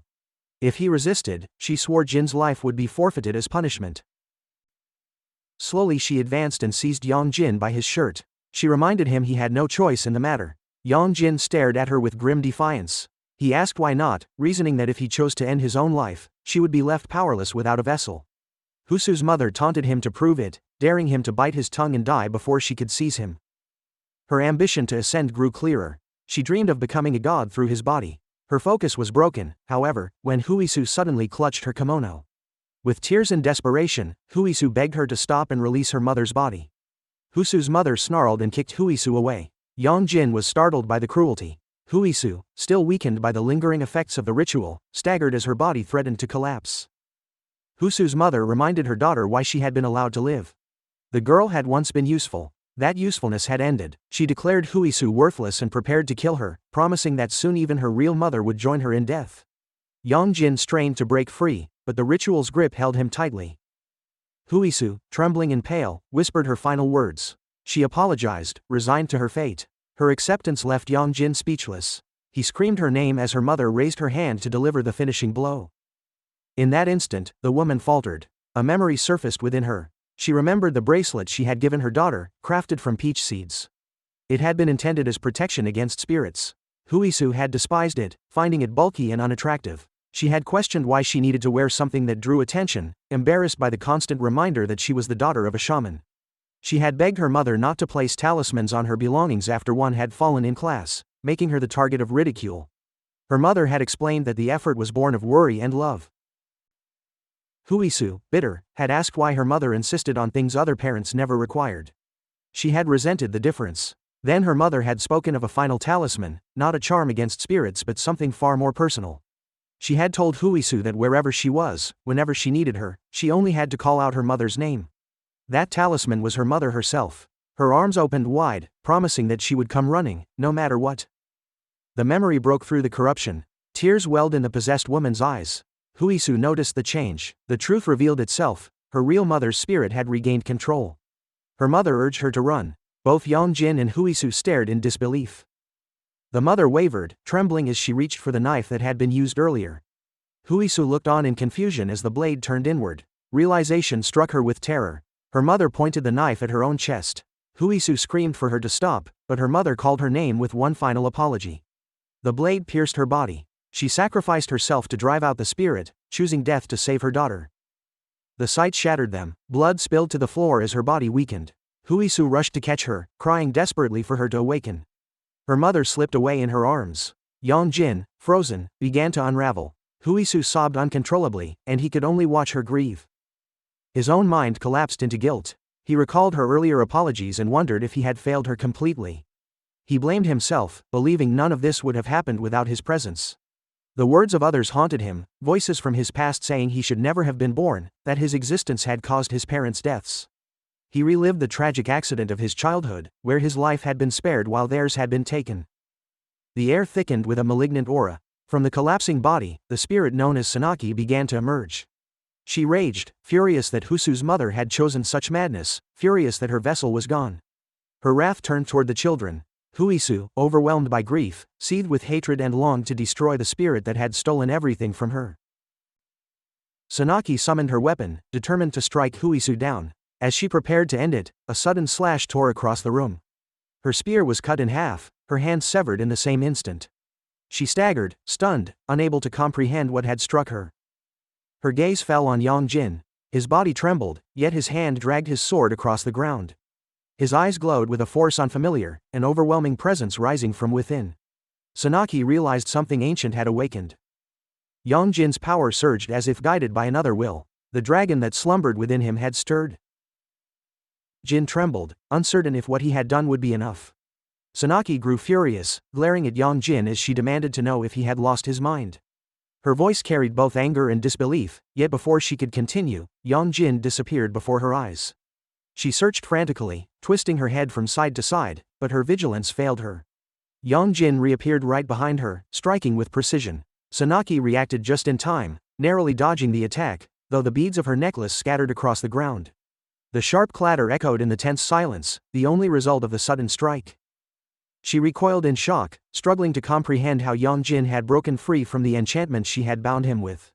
To her knowledge, he was nothing more than a human. Yet he now stood before her, unshackled and unyielding. She quickly barked orders, commanding the tormented spirits of the unborn once again. The spirits instantly obeyed, abandoning their assault on the spirit children. The children regrouped at once, quickly checking on each other. Baksun, though shaken, confirmed her safety, though her concern shifted more toward Huisu's mother. Meanwhile, the tormented spirits turned their attention to Sonaki, repairing her wounded hand. Under their twisted magic, her injuries began to regenerate. Yong Jin seized the moment. He leapt forward with sudden ferocity, his blade aimed directly at Sonaki. She raised her weapon in defense, bracing for the impact. Their clash rang out sharply, but she found herself struggling under his strength. His strikes pushed her backward, driving her off balance. With one decisive movement, Yong Jin sliced her spear cleanly in half. He twisted his sword in his grip and thrust it forward, stabbing into Sonaki's hand. She endured the pain, her face contorted in defiance. With sheer willpower, she tore her hand free of the blade and leapt away to create distance. She glared at Yong Jin, demanding to know what he had become. Earlier, she had been able to weaken him with even the faintest spell, yet now he moved with strength and resilience beyond her comprehension. She reasoned he must have performed some forbidden act, yet her confidence remained. In her mind, he was still only a mortal, fragile compared to her cursed power. Her composure faltered when Yong Jin suddenly smiled. The spirit children exchanged bewildered glances, unsettled by the confidence radiating from him. Yong Jin tightened his grip on his sword and charged once more, his momentum unstoppable. Sonaki's pulse quickened as panic surged within her. She frantically searched for a way to stall him, her eyes locking on a jar embedded with a spirit. In desperation, she hurled the jar toward him, convinced it would give her the advantage she needed. Yong Jin raised his blade and shattered it without hesitation. Instead of releasing a spirit, the jar spilled forth a swarm of centipedes that scattered across the ground. A mocking smile crossed Sonaki's face. She ridiculed him for his recklessness, calling him a fool for destroying the vessel so hastily. Her triumph, however, was short-lived. A sudden force struck Yong Jin, hurling him backward through the air. He dug his blade into the ground, skidding to a halt and steadying himself. From the remains of the jar, a massive centipede erupted, its monstrous body writhing as cursed energy radiated from it. Sonaki's lips curled in satisfaction as she declared that this was no ordinary demon. She revealed it to be a fiend created from layers of malicious curses, boasting that even Yong Jin would never overcome such an abomination. The spirit children watched in dread, whispering among themselves about the creature's unnatural form. Huisu, however, grew increasingly troubled. Yong Jin's demeanor unsettled her, for he no longer moved with the restraint she knew. Something within him had shifted. Sonaki, too, found herself caught off guard. The cursed centipede struck harder than she had anticipated, its attack shaking even her confidence. She quickly devised a plan, deciding to abandon her cursed form and take possession of a human body once again. Her eyes settled on the weakened client she had earlier manipulated. Though the body was far from ideal, she believed it would shield her, for surely Yong Jin would hesitate to harm an innocent vessel. She began the possession ritual, her spirit latching onto the target. Yet before she could fully bind herself, a violent blast erupted against her back. She staggered, eyes widening as she turned to face the source. What she saw left her speechless. The cursed centipede, the very fiend she had summoned, lay cleaved apart. Its body collapsed, severed by a single swing of Yong Jin's sword. Disbelief clouded her expression as she twitched with frustration. She accused him of foolishness, insisting that slaying the creature so easily was impossible. Her laughter, sharp and mocking, filled the air as she revealed the truth of the curse. The centipede would not die from decapitation. Instead, its body would regenerate, sprouting another head from the severed half. True to her words, the cursed centipede convulsed. Its mutilated form pulsed with grotesque energy as another head emerged, its body restored in full. Sonaki smirked with satisfaction, ordering the fiend not to kill Yong Jin, but to restrain him. She envisioned the glorious future awaiting her once she claimed his body, her path to becoming a god finally within reach. The cursed centipede screeched, a sound so piercing it rattled the ground beneath them. Yet something unexpected happened. Rather than obeying her command, the fiend's body convulsed violently. Its carapace cracked, and cursed energy seeped uncontrollably as its form began to deteriorate. Sonaki froze in disbelief. The monster she had forged through centuries of curses was unraveling before her eyes. Her voice trembled with denial, unable to comprehend what was happening. Yong Jin's expression hardened. He dragged his tongue across his lips with a predatory gleam, his eyes locked onto her.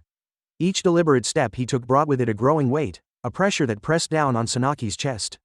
Her breath grew shallow, her courage faltering. She collapsed to the ground, her body trembling as terror consumed her. The sight of the cursed centipede's destruction shattered her confidence entirely. The fiend she had placed all her faith in, the weapon meant to crush Yong Jin, lay in ruins. As he closed the distance between them, Sonaki's heart pounded wildly, her body betraying her with fear. The once proud sorceress, who boasted of curses and vengeance, now cowered before a man she had dismissed as a mere mortal. Jin called out to Yong Jin, his voice echoing through the tense air. Yong Jin shifted his gaze toward him, eyes cold and unyielding. His grip tightened on his sword, and in a sudden burst of motion, he swung the blade with deadly force. The strike narrowly missed Jin, slicing through the space where he stood. The intent was clear, a warning that even an ally was not beyond his reach. However, Yong Jin quickly turned his attention back to Sonaki, as though Jin had never mattered at all. Sonaki froze beneath his stare. She examined him carefully, recognizing that his aura had changed beyond recognition. This was no longer the aura of a human being. Something dark and unnatural radiated from him, a presence so overwhelming that her instincts screamed at her to flee. Certain that remaining meant death, she turned on her heel and sprinted toward the exit.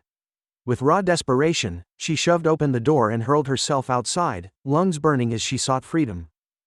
Her effort proved futile. Yong Jin appeared before her in an instant, his movements impossibly fast. He slammed her head into the ground with merciless strength, forcing her body down into the dirt.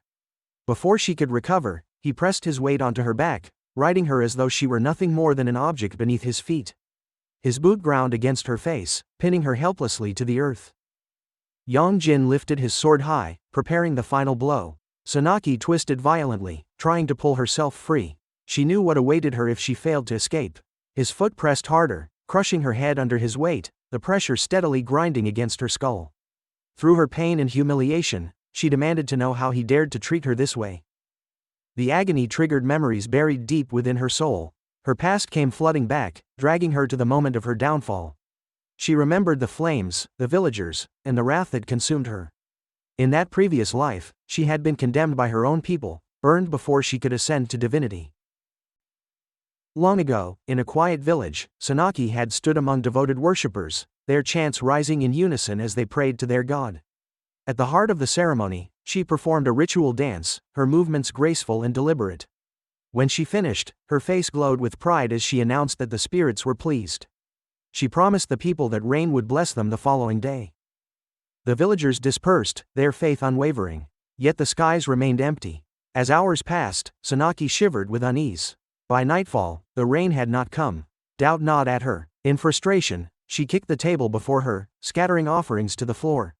Rage filled her heart, not only at the skies above but at the very notion of divine will.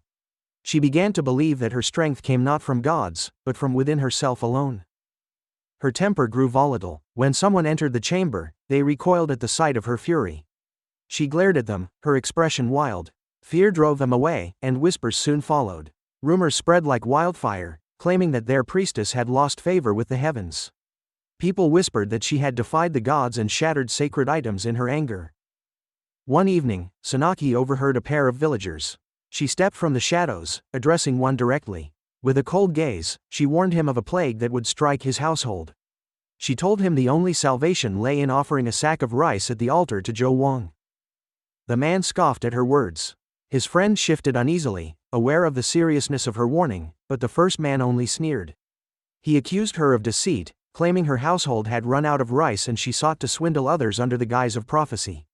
He ridiculed her further, calling her a fraud whose tricks no longer fooled anyone.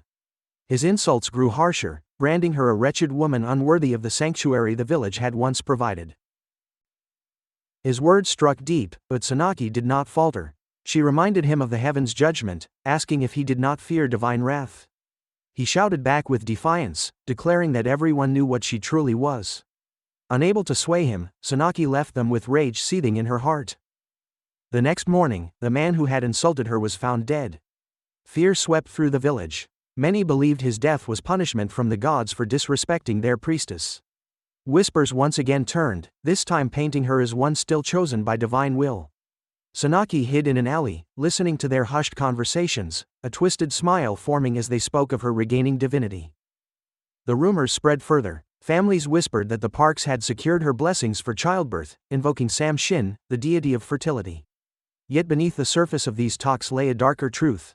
Sonaki had unleashed a cursed spirit upon them. The tormented presence clawed at their homes, stealing away infants before they could draw their first breath. Confusion plagued the village, as mothers wept and fathers demanded answers. For a brief time, life resumed its course. Villagers clung to the illusion of peace. That illusion shattered one night when a mother awoke to find her child missing. Cries echoed through the streets as families searched desperately, lanterns flickering in the dark. Far from the chaos, the truth was revealed. Sonaki had taken the children herself. In her lair, she starved them to the brink of death. When their hunger grew unbearable, she lured them with scraps of food. A biscuit became bait, drawing tiny hands closer. As the child crawled forward, she snatched the moment, severing their fingers with a cruel blade. The sound of their cries filled the room, twisted into a symphony of suffering that only deepened her curse. What she did not realize was that she was being watched. A shadow lingered nearby, eyes wide with horror. Someone had seen the gruesome truth behind the priestess the village once revered. Later that evening, Sonaki began searching for Dong-ai, the young child who had been reported missing. To manipulate the situation, she deliberately raised her voice and spread fear among the villagers by warning that children who wandered after dark were taken away by tigers. Her words were carefully chosen to lure Dong-ai out of hiding. However, it was not Dong-ai who appeared but Doma, who had been concealed inside a jar.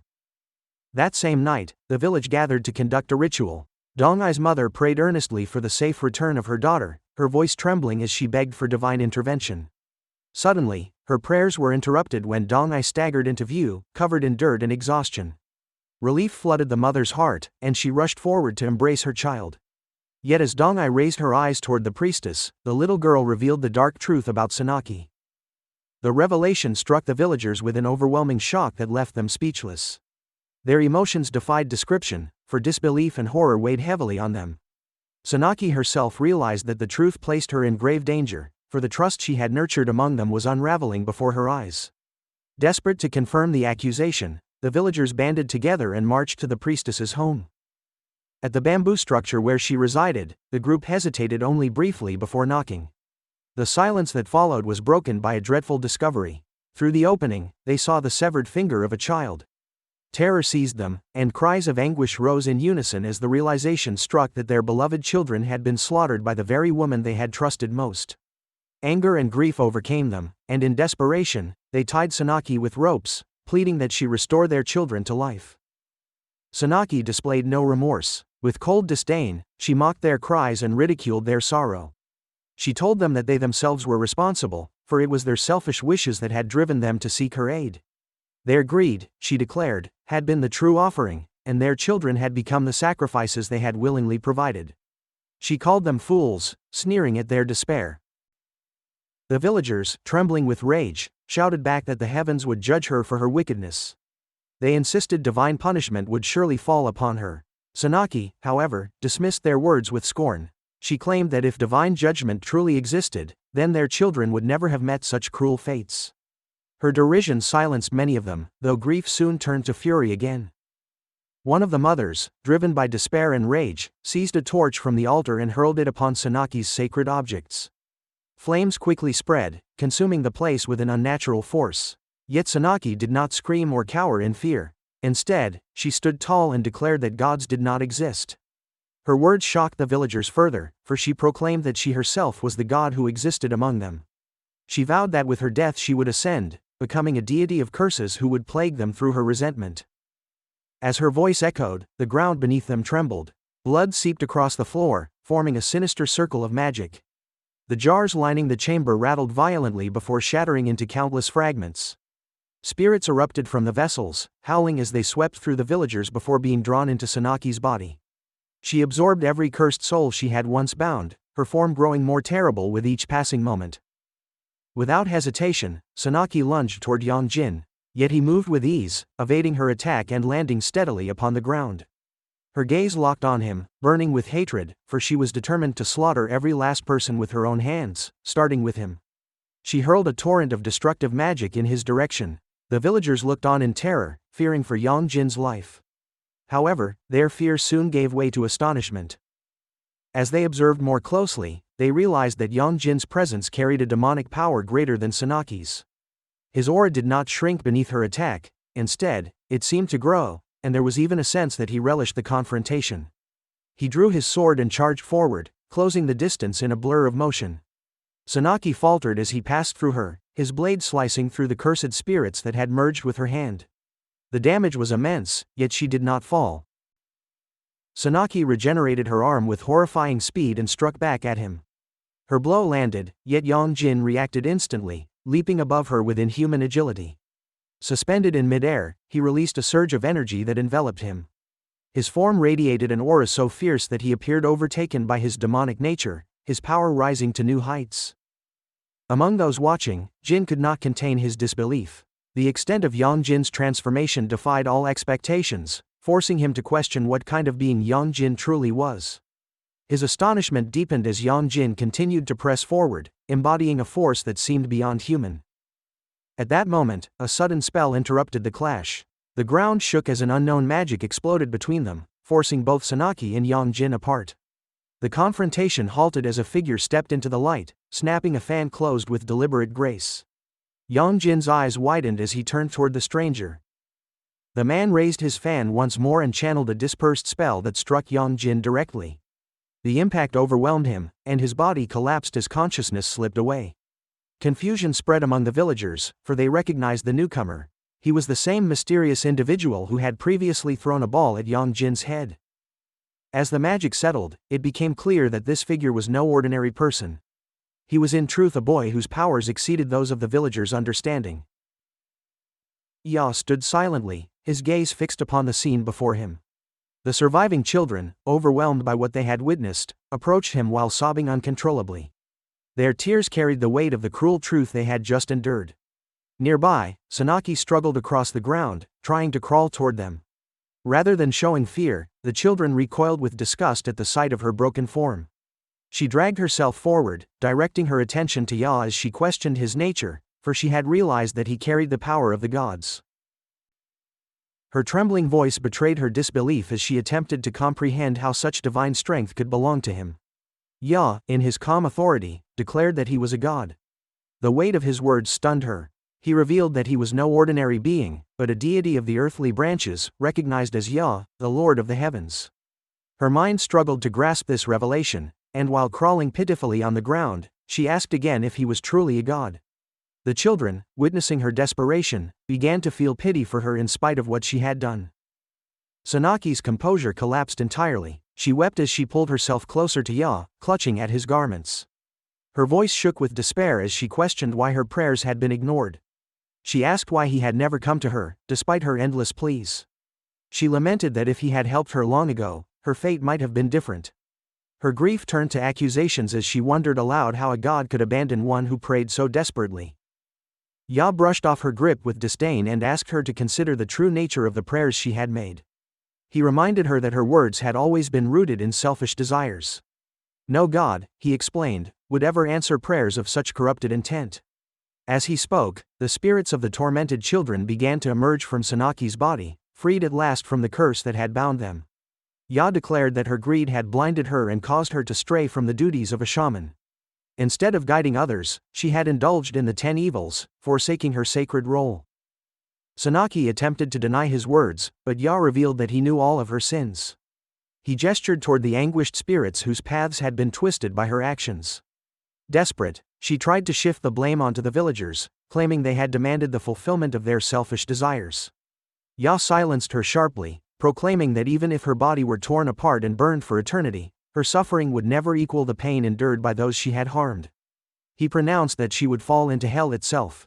For every finger she had taken from innocent children, and for every human life that had suffered because of her deeds, karma would ensure she paid her rightful dues. Ya lifted his fan and summoned his might. A dark aura spiraled around them, gathering into the sky before taking the shape of a blackened moon. He named the spell Miao, its force bearing down upon Sonaki with relentless power.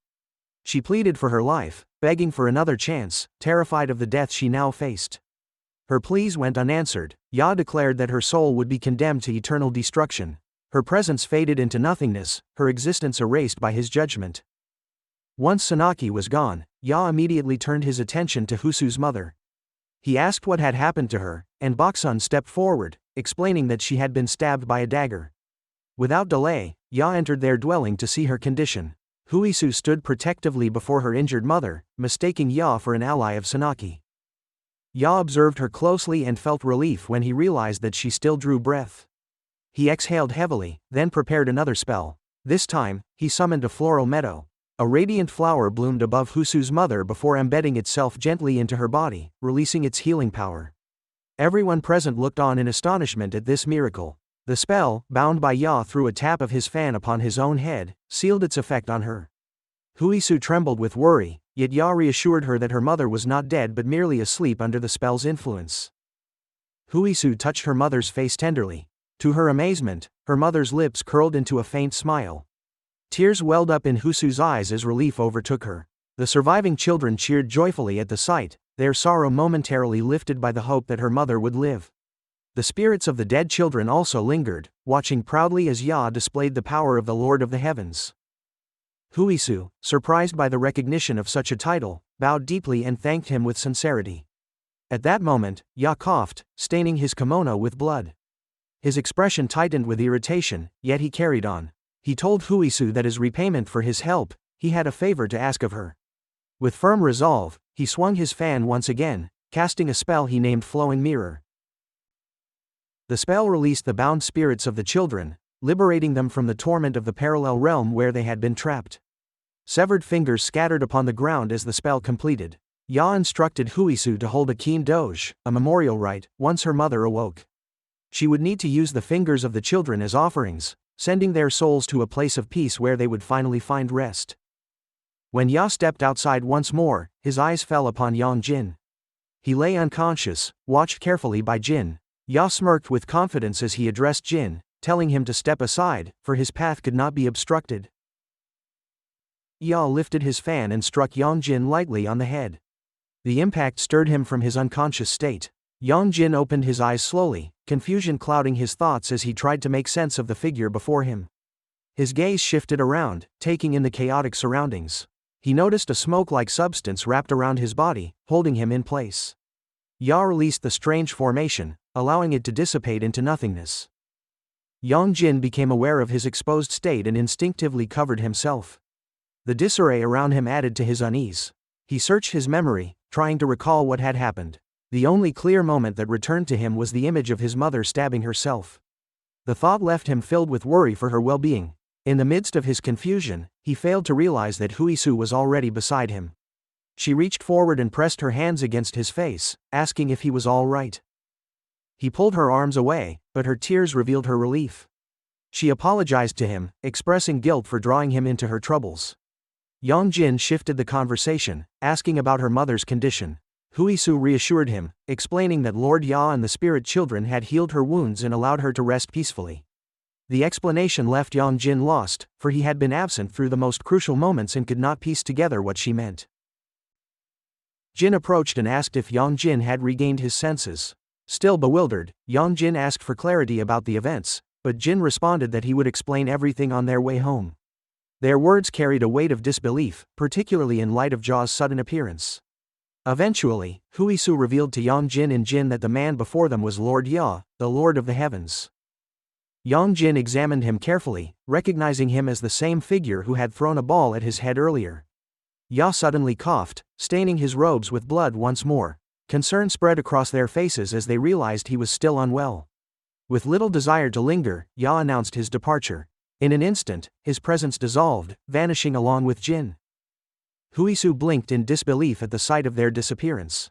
She realized that the heavens themselves were watching over Yong Jin. However, Yong Jin, who had only glimpsed Ya briefly, did not understand the significance of her words. His attention shifted when he sensed something nearby, and Huisu noticed his change in focus. A voice called out her name. She turned quickly, astonished to see her mother walking toward her. Overcome with emotion, Huisu rushed to her and embraced her tightly. Yong Jin felt relieved to see that Huisu's mother had recovered. From a distance, an old man witnessed the reunion with quiet contentment. He picked up his basket, satisfied that the children had survived such ordeals. In his gratitude, he decided to reward them by sharing his rice cakes. Afterward, Yong Jin and Jin returned home. Once inside, Yong Jin checked his phone to confirm the delivery time of the groceries. He realized that the order had arrived 8 hours earlier. Upon inspection, the items were already damp and thawed, disappointing him. Jin looked over the pile and teased him, asking if he had become the magistrate in charge of food supplies for the entire village.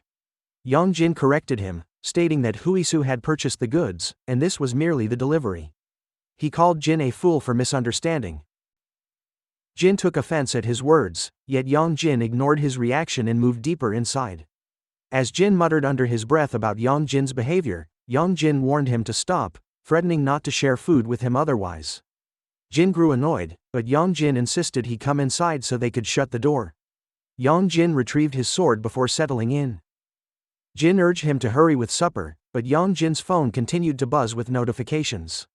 He paused to check and discovered messages from Huisu. She thanked him, expressed her apologies, and promised that if he were ever in trouble, she would be the first to come to his aid. She ended her message by saying she would see him at school. Yong Jin replied briefly before turning to prepare the meal. Huisu checked her phone and was startled to see his response. His message read simply that there would be no more rice.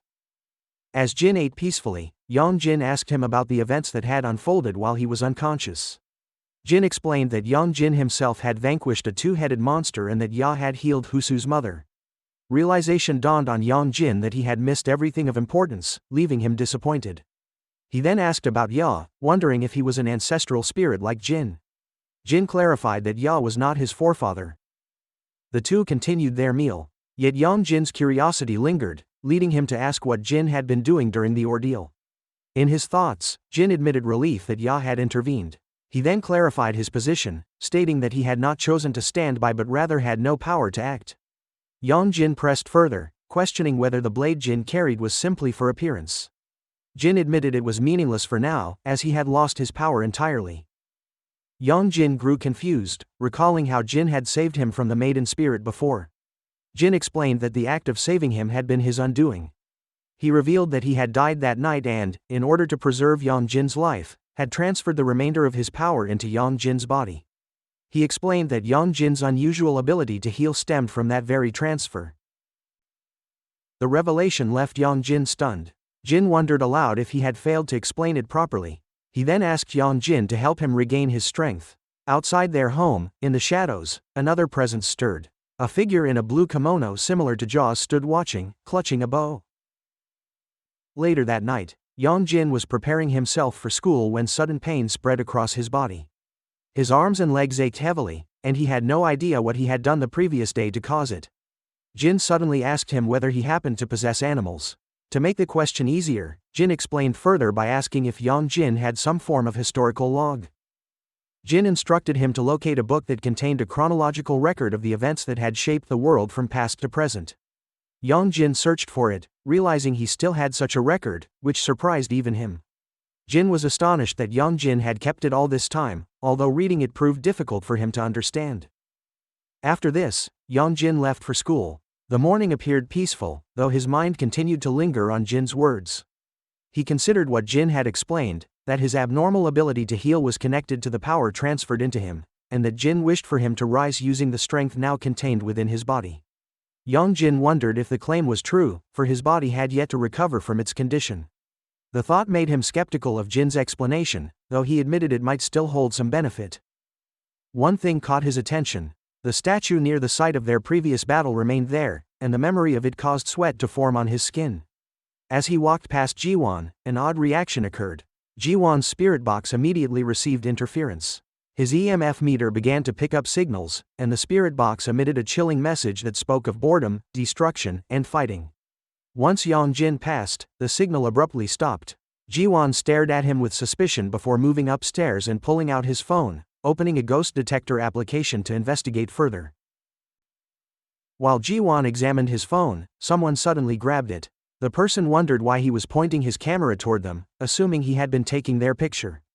Jiwan quickly explained that he was not photographing them but using the ghost detector app for paranormal purposes. The explanation failed to satisfy, since the camera had been directed toward the group. The girl holding his phone decided to check the photos herself. Jiwan attempted to take it back, but another figure appeared. This was Du Jiang, who asked if Jiwan was searching for ghosts again. The girls immediately noticed Du Jiang's striking appearance, and they admired his presence. Du Jiang apologized to them on behalf of Jiwan, mentioning his eccentric hobby of ghost hunting. One of the girls commented that Jiwan had been the same since middle school. Du Jiang advised Jiwan to continue this activity elsewhere, reminding him that people might misunderstand his actions if he persisted at school. Another of Jiwan's friends teased him by showing his album of selfies, making fun of the way he posed as if he were acting cool. Jiwan snatched his phone back in embarrassment. The two girls apologized for the misunderstanding and quickly left. Jiwan stood humiliated in front of his friends. His friend warned him that he needed to know when to stop, otherwise he might find himself in serious trouble for wandering around with a camera. He could even end up in the teacher's office if he kept this up. Jiang then asked why Jiwan had come to their floor without even dropping off his backpack first. Jiwan responded vaguely, which made Jiang wonder if Jiwan had discovered something unusual again. Leah, another friend, attempted to dismiss the matter. She urged them not to encourage Jiwan's claims, as he often exaggerated. Jiwan rejected her opinion and insisted that he trusted no one except himself. They continued to walk until they reached class 1 to 2. Jian reminded Leah about Jiwan's recorder, which had once captured a voice that said it looked like fun and that it wanted to play. Leah remained unconvinced, believing it was only interference from a nearby signal. Jiwan argued that her skepticism missed the point. He explained that ghosts were composed of electromagnetic energy and that interaction with other electromagnetic fields could easily disrupt devices. Lights could flicker, sensors could malfunction, and ordinary signals could be distorted. His insistence only irritated Leah further, for she firmly believed that ghosts were not real and that she had never seen one herself. She grew angry at having to tolerate his obsession, regretting her decision to keep company with him. Her frustration nearly boiled into violence until Jiang stepped in to calm her. Ignoring her irritation, Jiwan pressed on with his investigation. Suddenly, his EMF reader detected a signal, and it seemed to originate from class 1 to 3. Jiang was surprised by the result and opened the classroom door. He invited Jiwan to enter with him, suggesting they explain the matter to the other students so they would not become alarmed. Jiwan agreed and stepped inside. The students in class 1 to 3 quickly noticed Jiang's arrival and asked about the person accompanying him. Jiang introduced Jiwan, mentioning that they had been friends since middle school. Jiwan politely requested permission to enter and was granted it, though curiosity about his equipment arose. He warned one student not to touch his devices, explaining that excess energy from a hand could damage them. While the others were focused on Jiang, Yong Jin remained occupied with his phone. He was messaging Huisu, who had asked him to come to the science lab since she had something to give him. She explained that she preferred not to go alone because she did not want others to misunderstand. Yong Jin asked if she could give it to him after school, but her brief reply offered no alternative. He decided he had no other choice but to go. One of his classmates asked where he was headed, and Yong Jin replied that he was going to the bathroom. As he attempted to leave, he noticed that the back door was blocked by Jiang and his group. At the same time, the front door was crowded, leaving him trapped between both exits. Jiang eventually noticed Yong Jin's glance and realized they were blocking the passage. He asked his group to move aside, giving a subtle apology to Yong Jin. The classmates were astonished that a single look from Yong Jin had been enough to make the group clear the way. Yong Jin continued forward, passing directly by Jiwan. At that moment, Jiwan's equipment erupted with chaotic signals. His spirit box delivered unsettling words, speaking of death, destruction, and blood. The sudden disturbance frightened the surrounding students. They asked Jiwan what was wrong with his device. Jiwan then declared that the paranormal activity detected earlier in Jiang's classroom finally had a source, and he believed he had discovered it. Huisu handed Yong Jin a bracelet and explained that her mother had made them.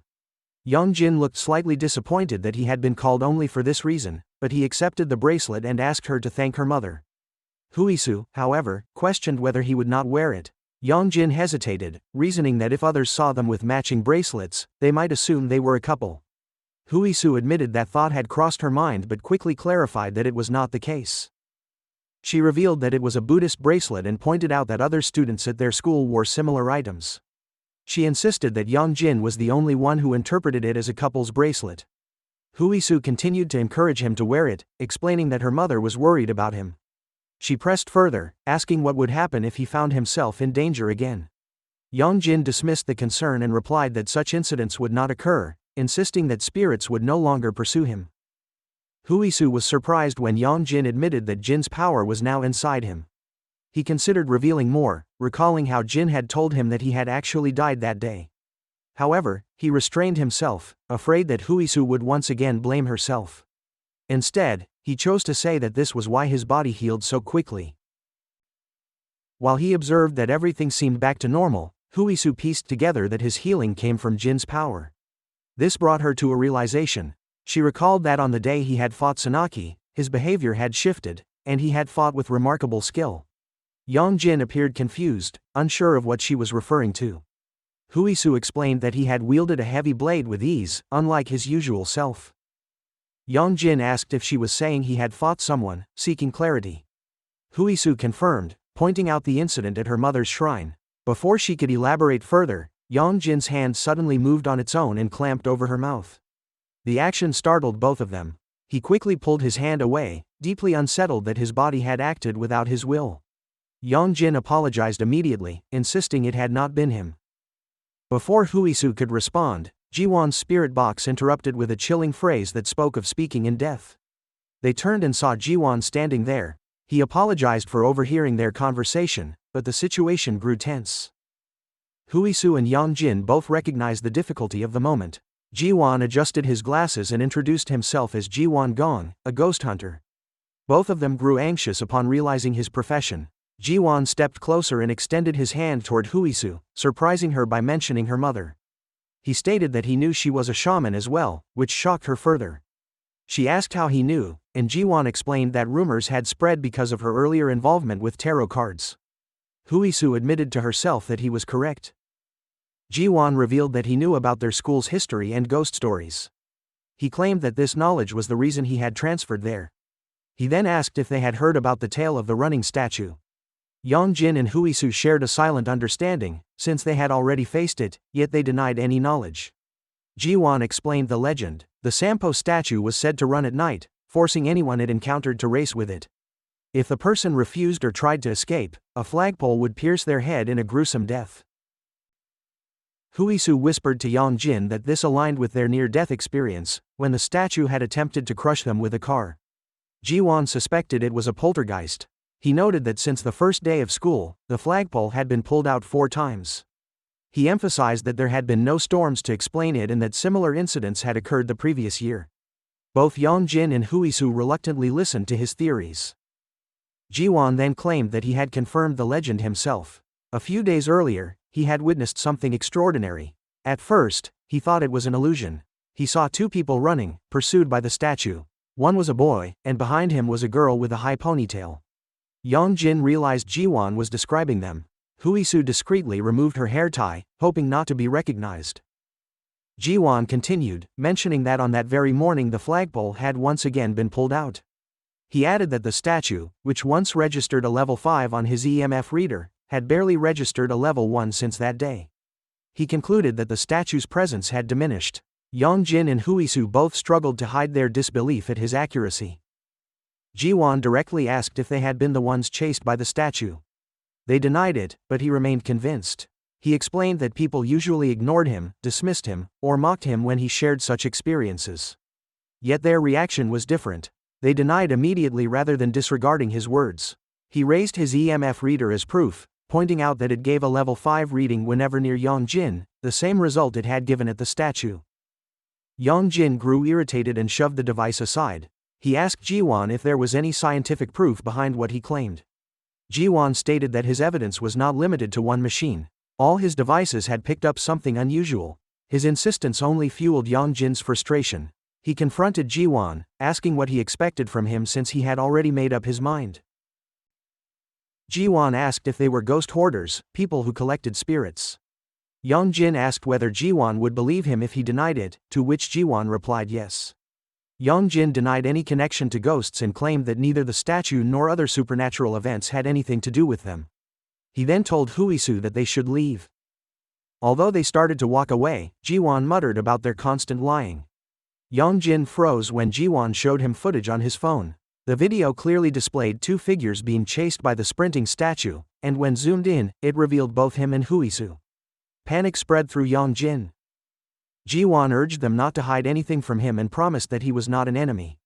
Yet Huisu felt his behavior resembled that of someone threatening them. Yong Jin asked why Jiwan was doing this.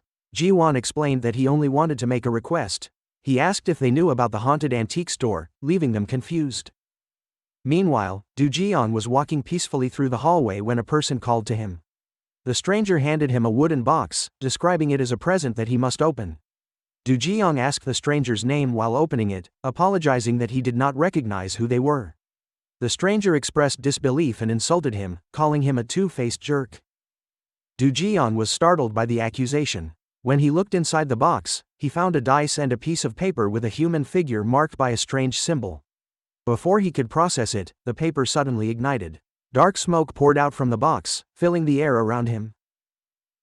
As class began, Yong Jin felt unusually tired, although he could not explain why. His phone suddenly vibrated, and he discreetly took it from under his chair. The message came from Jiwan, which surprised him since he had not given out his number. When he asked how Jiwan obtained it, the reply stated that Huisu had provided it. Jiwan then begged him to come along somewhere. Yong Jin responded by suggesting that Jiwan go with Huisu if he needed a shaman. Jiwan texted back that Huisu would only go if Yong Jin went too.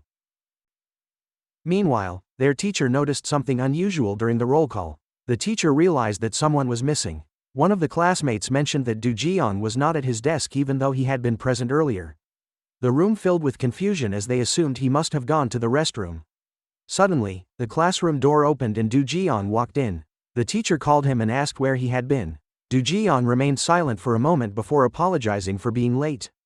Another classmate asked why he was going somewhere else when his seat was beside him. Jiang returned to his desk, yet Yong Jin noticed something different about him. He was acting strangely while playing with a dice in his hand. Once class ended, some classmates approached Jiang, teasing him for being late. They joked that he must have taken too long in the restroom. Their laughter ended abruptly when Jiang raised his fist. One student assumed he wanted a fist bump, but Jiang instead challenged him to rock paper scissors.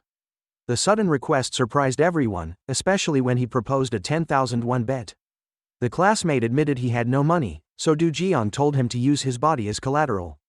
The classmate reluctantly agreed, and they played. Jiang lost and gave him 10,000 won, which shocked everyone since they had not expected him to take it so seriously. Jiang then demanded another round, raising the bet to 50,000 won. His opponent agreed, prepared to win again, but this time Jiang emerged victorious.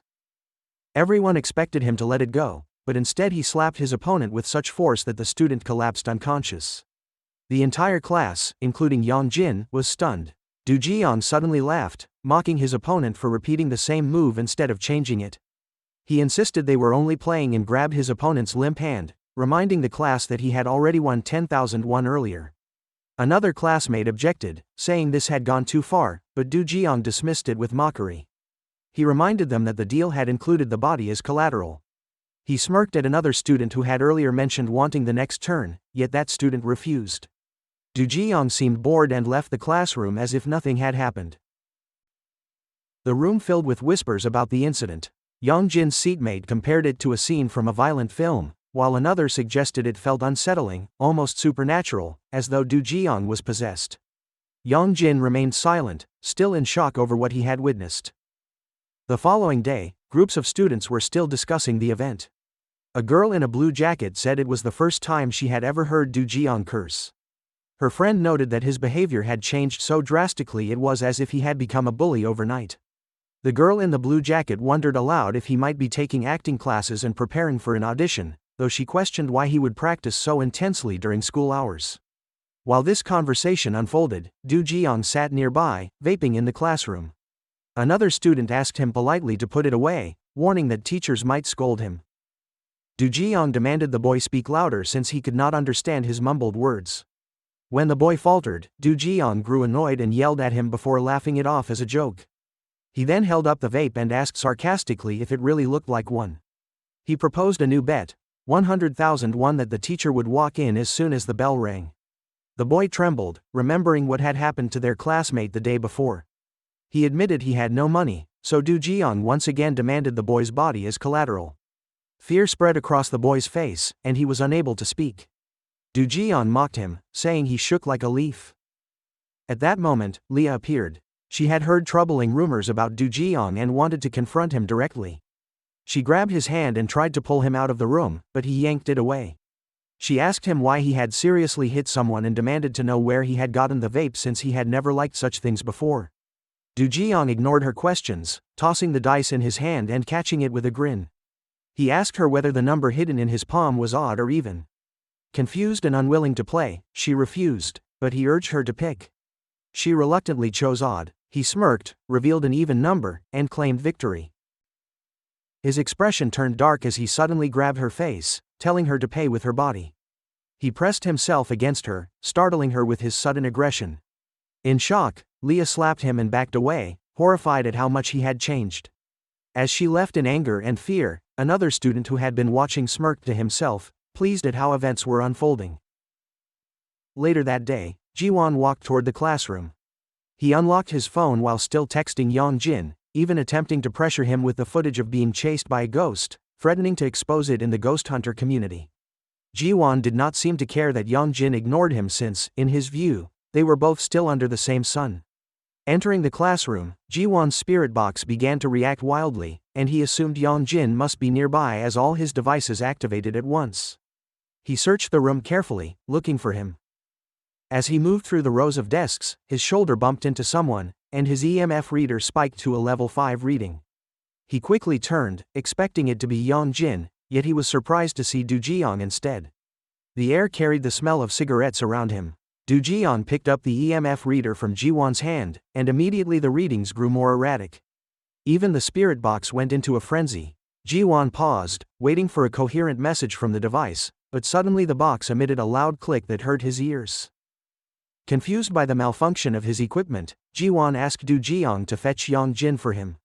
As he spoke, the spirit box abruptly flooded with overlapping messages repeating the words "help me."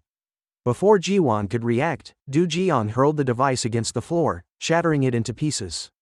Jiwan stood frozen, unable to process what had just happened. Du Jiang looked at him and demanded to know why he had not apologized for bumping into him earlier. Realizing he was right, Jiwan gave a quick apology. Du Jiang casually tossed his dice into the air, caught it, and then concealed it within his hands. He asked Jiwan to guess which hand held the dice. Meanwhile, Huisu sat elsewhere with her tarot cards spread before her. The reading revealed signs of possession, and she immediately told Yong Jin that Du Jiang was no longer himself. Yong Jin showed little interest, merely agreeing without conviction. Huisu grew frustrated and called him a ghost slayer dragon, noting that the word Yong in his name meant dragon in Korean. Yong Jin frowned, annoyed at the unnecessary title, and asked why he should be the one to intervene. Huisu told him he needed to save his friend. Yong Jin countered that Du Jiang was not his friend and insisted they were not close. He remained skeptical and asked Huisu if she could truly be certain of such a claim from a simple draw of cards. He remembered seeing Du Jiang earlier and thought he had appeared perfectly fine. To him, it seemed more likely that Du Jiang suffered from sudden mood swings, though he admitted it felt extreme. Since Du Jiang had not harmed him directly, Yong Jin wanted no part in the matter. Huisu was disheartened by his refusal. Yong Jin warned her not to summon him like this again because others might notice. Huisu sighed and admitted she pitied Du Jiang, believing he had once been a kind soul. She suspected his experience mirrored her own when she had once been unwillingly possessed. While they were still speaking, the classroom door opened suddenly. Jiwan entered, startling them both. He declared that Du Jiang was not the type of person who would normally make reckless bets with his classmates. His face was swollen with bruises from earlier. They asked what had happened to him, and he explained that he had been struck by a ghost. As he was about to ask for Yong Jin's help, he was met with immediate refusal. Disappointed, Jiwan decided not to press them further about visiting the haunted antique store. He apologized for his earlier behavior. Then he recalled Huisu's words about her body once being unwillingly possessed and remarked that her ability to free herself must be the reason she was involved in these matters. If they were not ghost hoarders, he reasoned, then they must have been the ones who exorcised the statue. Yong Jin grew irritated at the suggestion and denied it outright. Huisu quickly pointed out that she had once received 50,000 won as payment for his services. Jiwan immediately offered to pay whatever amount was necessary to secure their help. As Yong Jin prepared to reject him again, Jiwan began to beg, his expression serious and desperate. Elsewhere in the building, Du Jiang struck Shim with a sudden slap that echoed through the room. At the same time, Jiwan's broken spirit box flickered with static before sending out a signal that repeatedly called Du Jiang's name. The device continued to play, and Jiwan observed a version of Du Jiang that seemed completely different from the boy he once knew. The spirit box then produced a final fragmented message that sounded like an apology. Yong Jin, however, still refused to involve himself. He decided to leave the matter entirely to Huisu, reasoning that she was better suited for this kind of spiritual work. Huisu looked at Jiwan with sympathy, recognizing the weight of his disappointment after Yong Jin's rejection. Jiwan remained silent, left speechless by the lack of support. Yong Jin walked into the hallway, determined not to entangle himself in another mess. He wanted no part in such events anymore. His only wish was to return to a normal life, one free of spirits and supernatural dangers. The memory of nearly dying once haunted him, and fear tightened his resolve. From now on, he would avoid anything that carried even the faintest trace of those experiences. As he walked, he saw Jiang standing with a group of students. Yong Jin assumed he had found a new company to surround himself with. However, as he passed him, something within him stirred. Yong Jin suddenly reached out, grabbing Jiang by the collar and pulling him closer. Jiang looked at him in confusion, demanding to know what he wanted. At that moment, Huisu entered the hallway and stopped in shock. Her eyes widened as she saw Yong Jin gripping Jiang's shirt tightly, unsure of what he was about to do. Huisu assumed that Yong Jin was preparing to exorcise Jiang, and she was touched by the thought since she believed that Yong Jin would step in to help. Jiang's friend stood nearby, surprised, trying to understand what Yong Jin was attempting to do. Suddenly, Yong Jin threw a punch, yet Jiang slipped out of his grip before the strike could land. The action left Yong Jin awkward, forcing him to apologize, though he added that the move had not been entirely his own. Jiang frowned, confused by the words, and wondered what Yong Jin meant when he claimed not to be in control of his attempt to attack. Jiang brushed at his shirt as though straightening himself and then casually tossed his dice into the air before clamping it shut in one palm. He leaned forward and asked Yong Jin to guess which hand the dice was in. Huisu, watching, stiffened with concern since she recognized this as the same trick Jiang often played on classmates. Yong Jin was puzzled as to why such a game had suddenly been forced upon him. Before he could think it through, his body betrayed him. His hand began twitching violently, then moved on its own, pointing directly at one of Jiang's hands. Anxiety surged through him as he realized he had no control. Jiang revealed his hand, and to Yong Jin's shock, his guess was correct. With a calm expression, Jiang tapped him on the shoulder and remarked that he should take care. Yong Jin, however, could not stop thinking about how his body had acted without his will. Jiang glanced back briefly, unsettled by the fact that someone had managed to guess correctly in his game. Later that day, Yong Jin continued staring at his hand, unable to shake the unease. As he studied it, his fist suddenly clenched against him, swinging toward his own face. Shock gripped him when his own hand struck. He tried to restrain it, forcing his muscles to obey, but the struggle continued. Desperate, he asked a classmate for help, requesting that his arm be held down. The classmate misunderstood and grabbed the wrong arm, leaving his rebellious hand free to thrash again. By luck alone, Yong Jin narrowly avoided injury. His classmate scolded him, accusing him of acting strange, but Yong Jin explained that his hand was moving of its own accord. At last, the movements ceased. His classmate, half joking, suggested that he might be suffering from something known as alien hand syndrome. Yong Jin quickly searched the term and discovered that it was described as a condition where a hand moved independently of the person's will, seemingly controlled by an external force. The explanation matched too well with what he had just experienced. He considered whether it might be a neurological issue caused by the head injury he had suffered recently. While he contemplated, someone approached from behind. The boy, Jang Suho, smirked as he raised his hand to strike, but Yong Jin instinctively blocked the attack without even realizing it. Jang Suho pulled back in surprise, remarking on Yong Jin's reflexes as if his body were now moving on its own due to being struck too many times in the past. Yong Jin opened his mouth to explain, yet Jang Suho cut him off with a question about Jiang. Jang Suho asked if Yong Jin could retrieve the vape that had been taken from him. Yong Jin frowned at the request and responded that it would have been easier for Suho to approach Jiang directly rather than come through him. Suho's irritation grew, his tone sharp as he warned Yong Jin not to test his patience. Before the conversation could escalate further, Yong Jin's hand twitched again.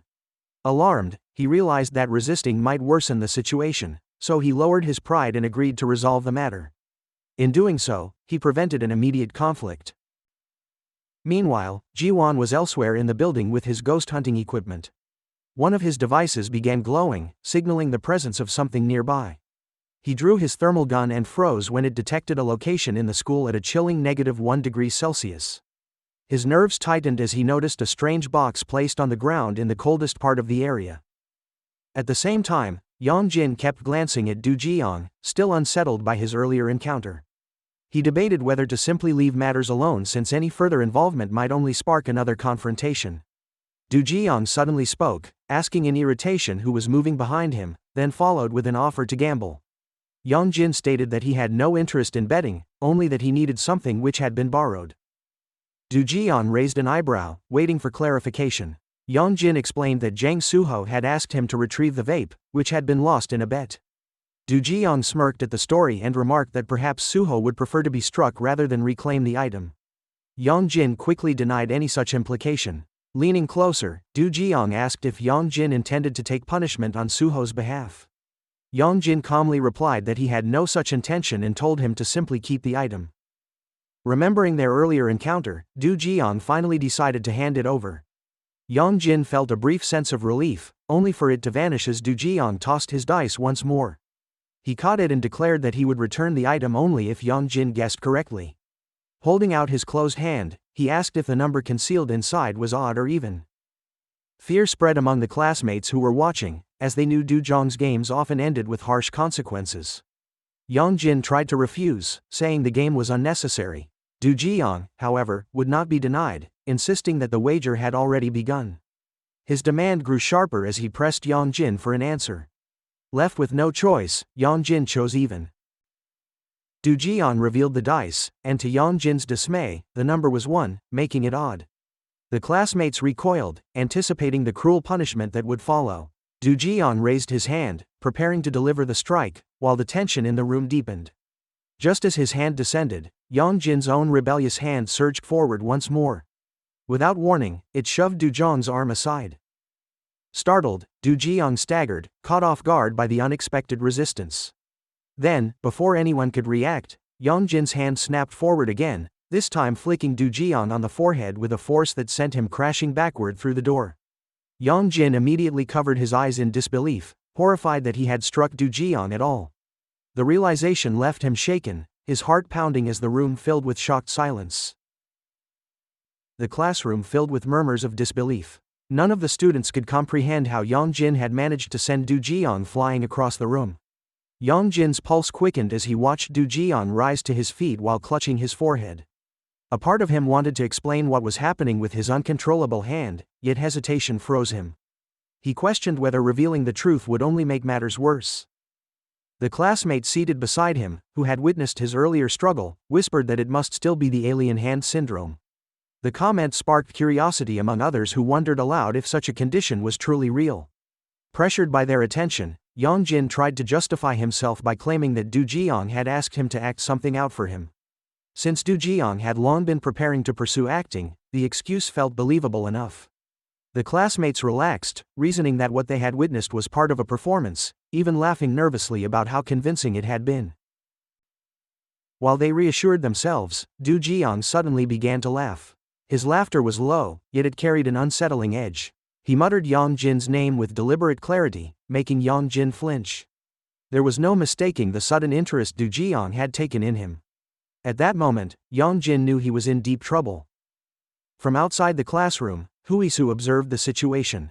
Her instincts told her something ominous was about to unfold. Meanwhile, Jiwan was in another part of the school, holding a small wooden box.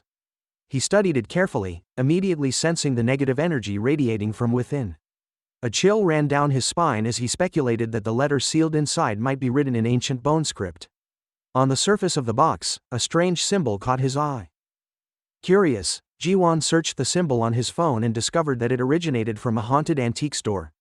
The realization unsettled him further. He wondered why such an object had ended up in their school at all.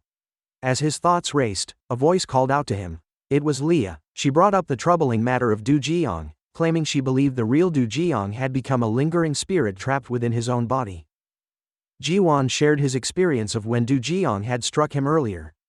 His ghost detector had picked up messages at that moment. Leah pressed him to explain how the device worked. He told her that the spirit box assembled fragments of sound to form the messages spirits wished to convey, transmitting them through radio channels. When she asked what Jiang's spirit had said, Jiwan revealed that the message had been an apology directed at him. Hearing this, tears welled in Leah's eyes. Jiwan grew concerned by her sudden sorrow. He teased her lightly, reminding her that she had once mocked his equipment as childish toys, yet now she seemed to believe in them. She admitted she no longer had the luxury of doubting him. Beyond that, she confessed she had noticed Jiang's eyes earlier, remarking that they no longer seemed human. Jiwan agreed, acknowledging that even he had been unsettled by their unnatural look. Leah asked what they should do next, for neither of them understood how or why this possession had occurred. Jiwan explained that Jiang had appeared perfectly normal before the first period. The change must have taken place sometime afterward. Leah wondered what might have happened during the break between classes. Jiwan admitted that he had a clue. He suspected the culprit was still inside the school. When she reminded him of the strange object he had found earlier, Jiwan opened his bag and revealed the wooden box once more. He told her this was the key piece of evidence. Leah recoiled in surprise at its ominous aura. Jiwan, however, declared with determination that he intended to perform an exorcism himself to bring back the real Jiang they once knew. Later that day, Yong Jin sat with his fists clenched, lost in thought. He replayed the moment he had flicked Jiang's forehead. It had not been an exaggeration. He had actually been strong enough to send him flying. The realization troubled him deeply. His thoughts were cut short when Jiang suddenly appeared and grabbed him. Jiang, smiling, demanded to play another round of his game. Yong Jin tried to excuse himself by saying he wanted to go home. Jiang insisted they should play at his place. Yong Jin refused once more, claiming he had a ferocious dog waiting for him. Jiang ignored his protests and seized his hand forcefully, eager for another round. At that moment, the bracelet Huisu had given Yong Jin began to spark faintly. Jiang froze. A sharp burning sensation coursed through him, followed by dizziness. He pulled back, bewildered by what had just happened. Yong Jin stared, astonished that the bracelet's charm had actually worked. Taking advantage of Jiang's confusion, he swung it closer to him, frightening Jiang further. Seizing the opportunity, Yong Jin broke free and prepared to leave. Jiang, however, was not impressed. He studied Yong Jin's hand carefully, his eyes narrowing as if waiting for his strength to recover. Yong Jin fled the scene and eventually made his way home. There, he was confronted by Jin. Jin calmly explained that Yong Jin's brain was perfectly fine and that his arm's strange behavior was not a neurological disorder. Rather, it was a result of Jin's power now residing within him. The words infuriated Yong Jin, making him feel as though Jin was to blame for all the pain and headaches he had endured at school. Jin casually demanded that Yong Jin prepare him snacks, speaking as if the matter were trivial. Yong Jin was enraged, muttering that he wanted nothing more than to tear Jin apart. Jin, unbothered, reminded him that in order to save his life, he had transferred his own power into him. Because of this, ordinary spirits would no longer be able to pursue him. Yong Jin found it ironic that, despite such protection, his hand continued to strike at him uncontrollably. Jin clarified that the hand was no longer truly his own. Confused, Yong Jin asked what that meant. Jin reminded him of the battle against the maiden spirit, where his original arm had been ripped away. The arm he now possessed was not his, but something far more dangerous. Jin explained that the limb was the final remnant of the Black Dragon's power, a fragment of his own strength that had merged with Yong Jin. Jiwan spent his time reading through a forum dedicated to the haunted antique store. The more he read, the more uneasy he became. Beside him, Leah looked at the dilapidated building with skepticism. She doubted this could be the place they were searching for, as it resembled nothing more than a run-down structure. Jiwan, however, remained nervous and preferred caution. Leah showed no hesitation about going inside, but Jiwan insisted on entering alone since he felt suspicious about moving together. Elsewhere, Yong Jin listened as Jin explained the origins of his power. Jin revealed that there were 4 types of dragons: the red dragon, azure dragon, white dragon, and black dragon. Together, they once formed the full extent of his strength. However, all of them had vanished, leaving only the black dragon's power bound to Yong Jin's left arm. Jin explained that while this dragon reigned supreme in strength, it was equally unmatched in arrogance. Yong Jin was left speechless, shaken by the revelation. He asked what would happen if the power were taken back, to which Jin answered that he would simply become one-armed, as the limb was gone forever. Yong Jin struggled with this harsh reality but had no other option except to endure it. Jin questioned why he seemed so distraught, arguing that his mortal body only benefited from housing such power. Yong Jin responded that it was ruining his school life. Jin then shifted topics, expressing curiosity about the lack of records regarding the earthly branches or the 12 lineages, since the book he examined contained no information beyond the era of Dengen. Dengen was the first king and founder of Gojoseon, the earliest Korean kingdom. Yong Jin told him the text mostly concerned the Three Kingdoms period, which only frustrated Jin further. Yong Jin admitted he had no answers and could do little more with the book. Suddenly, the doorbell rang, followed by the sound of Huisu calling for him. Meanwhile, Jiwan began his investigation. He set up a camera to document everything as he entered the building, calling out to see if anyone was present. A voice answered, asking if he was there to purchase something. Soon after, an elderly woman emerged. Jiwan was relieved he had placed the camera beforehand and cautiously approached her. Outside, Leah monitored the footage and grew increasingly nervous. Jiwan reminded her that if she noticed green lines in any area devoid of people, she should call him immediately. Jiwan presented the cursed box to the woman and asked if it originated from the store. The old woman confirmed, which solidified Jiwan's suspicion about Du Zhong's situation. He asked if there was a way to undo the curse, but she explained that only the caster of the spell could break it. Her role was merely to supply the goods. Jiwan pressed further, asking if the buyer had been wearing a Sampo high school uniform. She refused to disclose such information, leaving Jiwan frustrated. When she questioned his intentions for being there, Jiwan cleverly pretended to be interested in buying an item for himself, framing it as a test of her confidentiality. Satisfied with his response, she handed him a similar box and explained its rules. The curse activated the moment someone saw the object, and no one, including himself, should look inside. She provided a talisman, saying that if it was torn within 49 hours, the curse would be nullified. Jiwan asked what would happen if it was not destroyed in time, to which she only replied that no one could say for certain. Feeling increasingly uncomfortable, Jiwan decided it was time to leave, since he had learned enough about breaking the curse. Before he could go, the woman demanded payment in the form of fingernails, hair, and his name written on a slip of paper. Suspicious of her motives, Jiwan questioned why she gave the item away for free. She insisted that such payment was more than enough.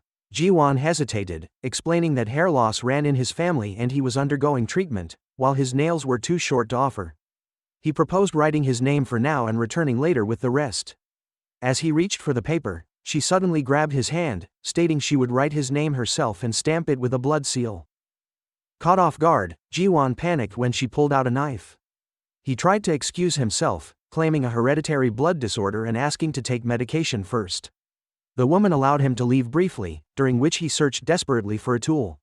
He discovered a red pen and quickly devised a plan. When she attempted to cut him again, he pretended his blood clotted strangely, using the red ink as a substitute.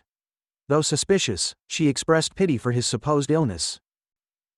Jiwan pretended to comply, writing a name on the paper, but instead of his own, he wrote Capybara Kim. Using his hidden camera, he captured footage as he noticed the paper already filled with countless names. Shocked, the woman snatched it from him. A chilling voice echoed, calling him a liar. Dark energy filled the room, and the atmosphere shifted into suffocating blackness. The exit was suddenly blocked, and Jiwan realized he had been trapped. He tried calling for Leah, but she did not answer. Fear began to overtake him. Outside, Leah acted quickly and grabbed at the barrier blocking the door. She shouted for Jiwan to run as she struggled against the strange force. Jiwan dashed toward her, barely making it through, but the entity retaliated by consuming Leah into the store itself. Jiwan shouted her name in horror, desperate to free her. Suddenly, a figure intervened. A blade tore through the darkness, creating an opening. The entity spit Leah out, and she was caught safely by Huisu. Standing at the center of the chaos was Yong Jin, who had arrived just in time, his presence turning the tide of the encounter. Jiwan froze the moment he saw Yong Jin appear, gripping a sword with both hands. To him, the sight seemed almost unreal, as though a scene had been lifted straight from a comic book. He shouted Yong Jin's name to warn him of the ghost's incoming attack. Yong Jin immediately tightened his grip on the blade and assumed a ready stance. The shadowy force hurled itself toward him, and he swung with determination. However, the strike proved too weak. The ghost retaliated fiercely, knocking him flat on the ground. Huisu ran forward in panic, calling out to Yong Jin as Jiwan wondered what she intended to do. She clutched a lighter and candle, but her dash ended poorly as she tripped and fell hard, scattering her tools. Jiwan nearly despaired, thinking they were doomed if matters continued this way. Then his eyes fell on a stack of metal pipes leaning against the wall. At that same moment, Yong Jin was being constricted by the ghostly shadow, his breaths growing shallow as the grip around him tightened. Jiwan seized one of the pipes and swung it with desperate force against the shadow. The impact rattled the dark form, forcing it to release Yong Jin. With no time to waste, Jiwan yelled for Yong Jin and Huisu to run. Together, they fled into the streets, their hearts racing. From above, a mysterious figure cloaked in robes watched silently from a rooftop, its mask reflecting the dim light of the night. After running for a distance, the four finally stopped to catch their breath, believing the ghosts had been left behind. Yong Jin dropped the blade at his side and asked if everyone was unharmed. Jiwan stood awkwardly, head lowered, before apologizing. He confessed that he had never expected this to turn into a matter of life and death. If he had known, he never would have sent the text that brought Huisu and Yong Jin to the antique store. Huisu interrupted, assuring him that the message had been the right choice. Without them, she and Leah would have faced disaster alone. She only urged Jiwan to warn them next time before heading into such dangerous places. Encouraged by her words, Jiwan asked eagerly if that meant they would join him again in the future. Yong Jin responded with a blunt refusal. Even so, Jiwan stretched his hands forward, expecting a friendly gesture. Yong Jin struck his hands down with such force that Jiwan mistook it for an exaggerated high five. Jiwan laughed, thanking him for coming despite everything. To him, Yong Jin was a loyal friend, just as Huisu had once described. Yong Jin countered that he had only acted on instinct after sensing something ominous from Jiwan's message. He muttered bitterly that fate must enjoy surrounding him with nothing but troublesome people. Jiwan's curiosity quickly returned. He asked about Yong Jin's sword, reaching toward it in fascination. Before his hand could touch the weapon, a barrier of force repelled him. Undeterred, Jiwan slipped into his comic-inspired antics, pretending the blade was Excalibur and declaring himself a modern King Arthur. His performance ended abruptly when Jin interjected. The dog calmly stated that the weapon was a shaman's blade. Jiwan blinked in confusion, startled at the sight of the animal barking. He lacked the gift to understand Jin's words and only saw an ordinary dog. Fatigue overcame Jin, and he collapsed. Huisu rushed to give him water, gently tending to him. When Jiwan pressed further questions about the dog, Yong Jin simply explained that it had followed them there. He concealed the truth, recalling how he and Huisu had arrived by cab after using the money Jiwan had provided. As Huisu continued to care for Jin, Jiwan's curiosity lingered, though he let the matter rest for the moment. Leah soon stirred, slowly awakening with no memory of what had just occurred. She sat upright, bewildered, and asked if everyone was safe. She then launched into a dramatic retelling of her experience inside the antique store, her gestures exaggerated and frantic. The others exchanged glances, convinced she was still shaken by the ordeal. Once she calmed, Jiwan redirected the conversation toward their next step. He produced his phone and showed them the recording of his conversation with the old woman from the antique store. The footage captured the strange list of names, one of which was Kim Son-yu. At that very moment, Du Jian returned to the store. He was stunned to find the old woman with one arm ripped off. He immediately asked what had happened. She explained through pained breaths that she had been attacked by children in uniforms like his. Yet one among them stood out, someone unusual. Du Jian immediately thought of Yong Jin. He remembered the day Yong Jin had humiliated him by winning bets with ease and flicking him across the room with unnatural strength. These memories convinced him Yong Jin could not be an ordinary human. The old woman scolded Du Jiang for being reckless, warning that he should have remained hidden until the 49-hour mark had passed.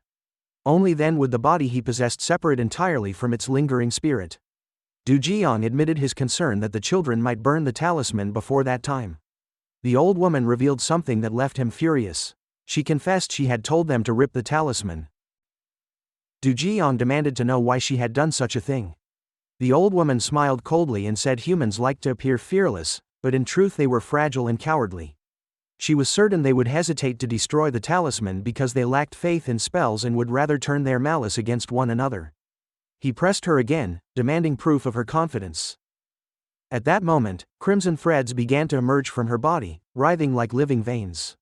One of the threads wrapped itself around Du Jiang, binding him subtly. She declared that the existence of his brothers and sisters was proof enough of her claim. Jiang broke into a nervous sweat as she leaned closer. Her voice turned chilling as she explained that burning the talisman would not kill him. Instead, it would draw him back under her control. She questioned him with a menacing smile, asking why he resisted staying by her side. Jiang faltered, unable to answer. The woman's face moved ever closer, her expression darkening. Before she could continue, a sudden cold wind swept through the store. Both of them froze as the air thickened with a presence far stronger than before. Slowly, a stranger emerged from the shadows, robed and masked, carrying an aura that silenced the room. The mysterious figure addressed them calmly, asking if they would pardon his intrusion.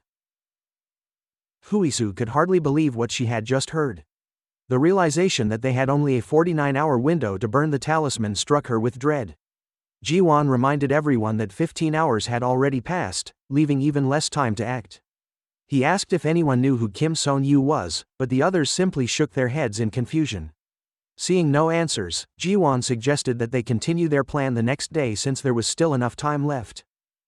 Leah broke the silence by questioning if Kim Son-yu was truly the culprit, pointing out that there were several other names written on the list. Jiwan quickly clarified her doubts with something he had found at school. From his bag, he revealed a small box containing a strange mark. The symbol matched the one beside Son-yu's name on the ledger from the antique store. Everyone realized the implication at once. Jin, standing firmly despite his fatigue, explained that the mark represented gambling. Huisu repeated Jin's words for those who could not understand him, which prompted Jiwan to conclude that the spirit residing within Jiang was indeed a gambling spirit. He rambled on about the habits of such spirits, noting how they often lured people into games of chance while feeding on their losses. Yong Jin pieced together that this explained Jiang's constant attempts to make people place bets with him. Jin then suggested that they inform Huisu's mother about the situation. The idea of involving a true shaman made Jiwan visibly excited. Leah, noticing Jin's constant barking, asked Huisu if she was really communicating with him. Huisu confirmed it, explaining that only spiritually attuned individuals could understand his words. Everything felt surreal to Leah, who wondered aloud when she might reach that level of awareness. Huisu scolded her gently, telling her to stop petting Jin so carelessly, a message directly relayed from the spirit dog himself. Realizing that Jin was Yong Jin's forefather, Leah grew flustered and tried to apologize, though Jin dismissed her attempts by batting her hand away. That night, as stars glittered above a quiet brick building, the sound of Huisu's mother's voice resonated through the phone. She instructed them to burn the talisman immediately. Her voice was strained by a cough as she explained that the talisman carried a dangerous curse, strong enough to cause her a headache simply by watching the recording of it. She went on to describe the old woman they had encountered as a childless spirit, a spirit medium who transformed human souls into her familiars. The old objects in the room, the ledger filled with names, the contracts binding souls, and the talisman itself all pointed to that conclusion. The shaman warned them that both the caster of the curse and the cursed victim would not escape unharmed. Once the 49 hours ended, the cursed body of Jiang would be completely consumed by the gambling spirit, leaving him lost forever. Even worse, if the talisman was not destroyed in time, the soul of the curse caster would eventually be taken by the spirit medium upon death. Leah attempted to dismiss the matter as someone else's problem, but the shaman insisted firmly. She demanded that after the talisman was burned, they must bring the curse caster to her. The next day, they arrived at school determined to act. They stormed through classrooms, searching for Kim Son-yu with growing urgency. Fortune finally turned when a student called out to Son-yu, telling him someone was looking for him. A chubby boy rose from his seat, only to be confronted by Yong Jin. Without hesitation, Yong Jin demanded to know about the talisman. Panic seized Son-yu at once, and he bolted from the classroom, shoving Yong Jin aside in his escape. Yong Jin rushed after him, but strangely his stamina gave out, and he could not match the speed of the fleeing boy. As he faltered, Leah appeared from another classroom. Yong Jin pointed ahead, signaling that Son-yu was escaping. Leah, recalling her days as a sprinter who had run the 100-meter dash in just under 14 seconds, dashed after him without hesitation. Jiwan shouted warnings at Son-yu as he ran, reminding him that he had offered his life to a spirit through the contract and would surely die because of it. The word struck Son-yu with visible unease. His pace slowed, which allowed Leah to seize him by the collar. With blazing fury, she demanded that he hand over the talisman or face her wrath. Son-yu, trembling, insisted that they were lying. Huisu, however, confirmed the truth with the authority of a shaman's daughter. Leah pressed further, explaining that the contract would be nullified if he destroyed the talisman. Son Yu asked in desperation if this meant Jiang would return to normal. Leah assured him that he would, and that everything would be restored once the talisman was gone. Despite her reassurance, Son Yu shook his head stubbornly. His refusal drew frustration from Jiwan and Yong Jin, who had expected him to yield in fear. Instead, his eyes grew dark with determination. His voice was heavy with menace as he declared that he would rather embrace death than surrender now. The demonic aura surrounding him made it clear that his will was no longer his own, but chained to the gambling spirit that had already begun to claim him. Elsewhere, in the dim silence of the antique shop, the old woman sat with malicious intent, her eyes locked on the cursed ledger. The sound of crackling energy echoed faintly in the room, as though the very names etched within its pages were stirring under her control.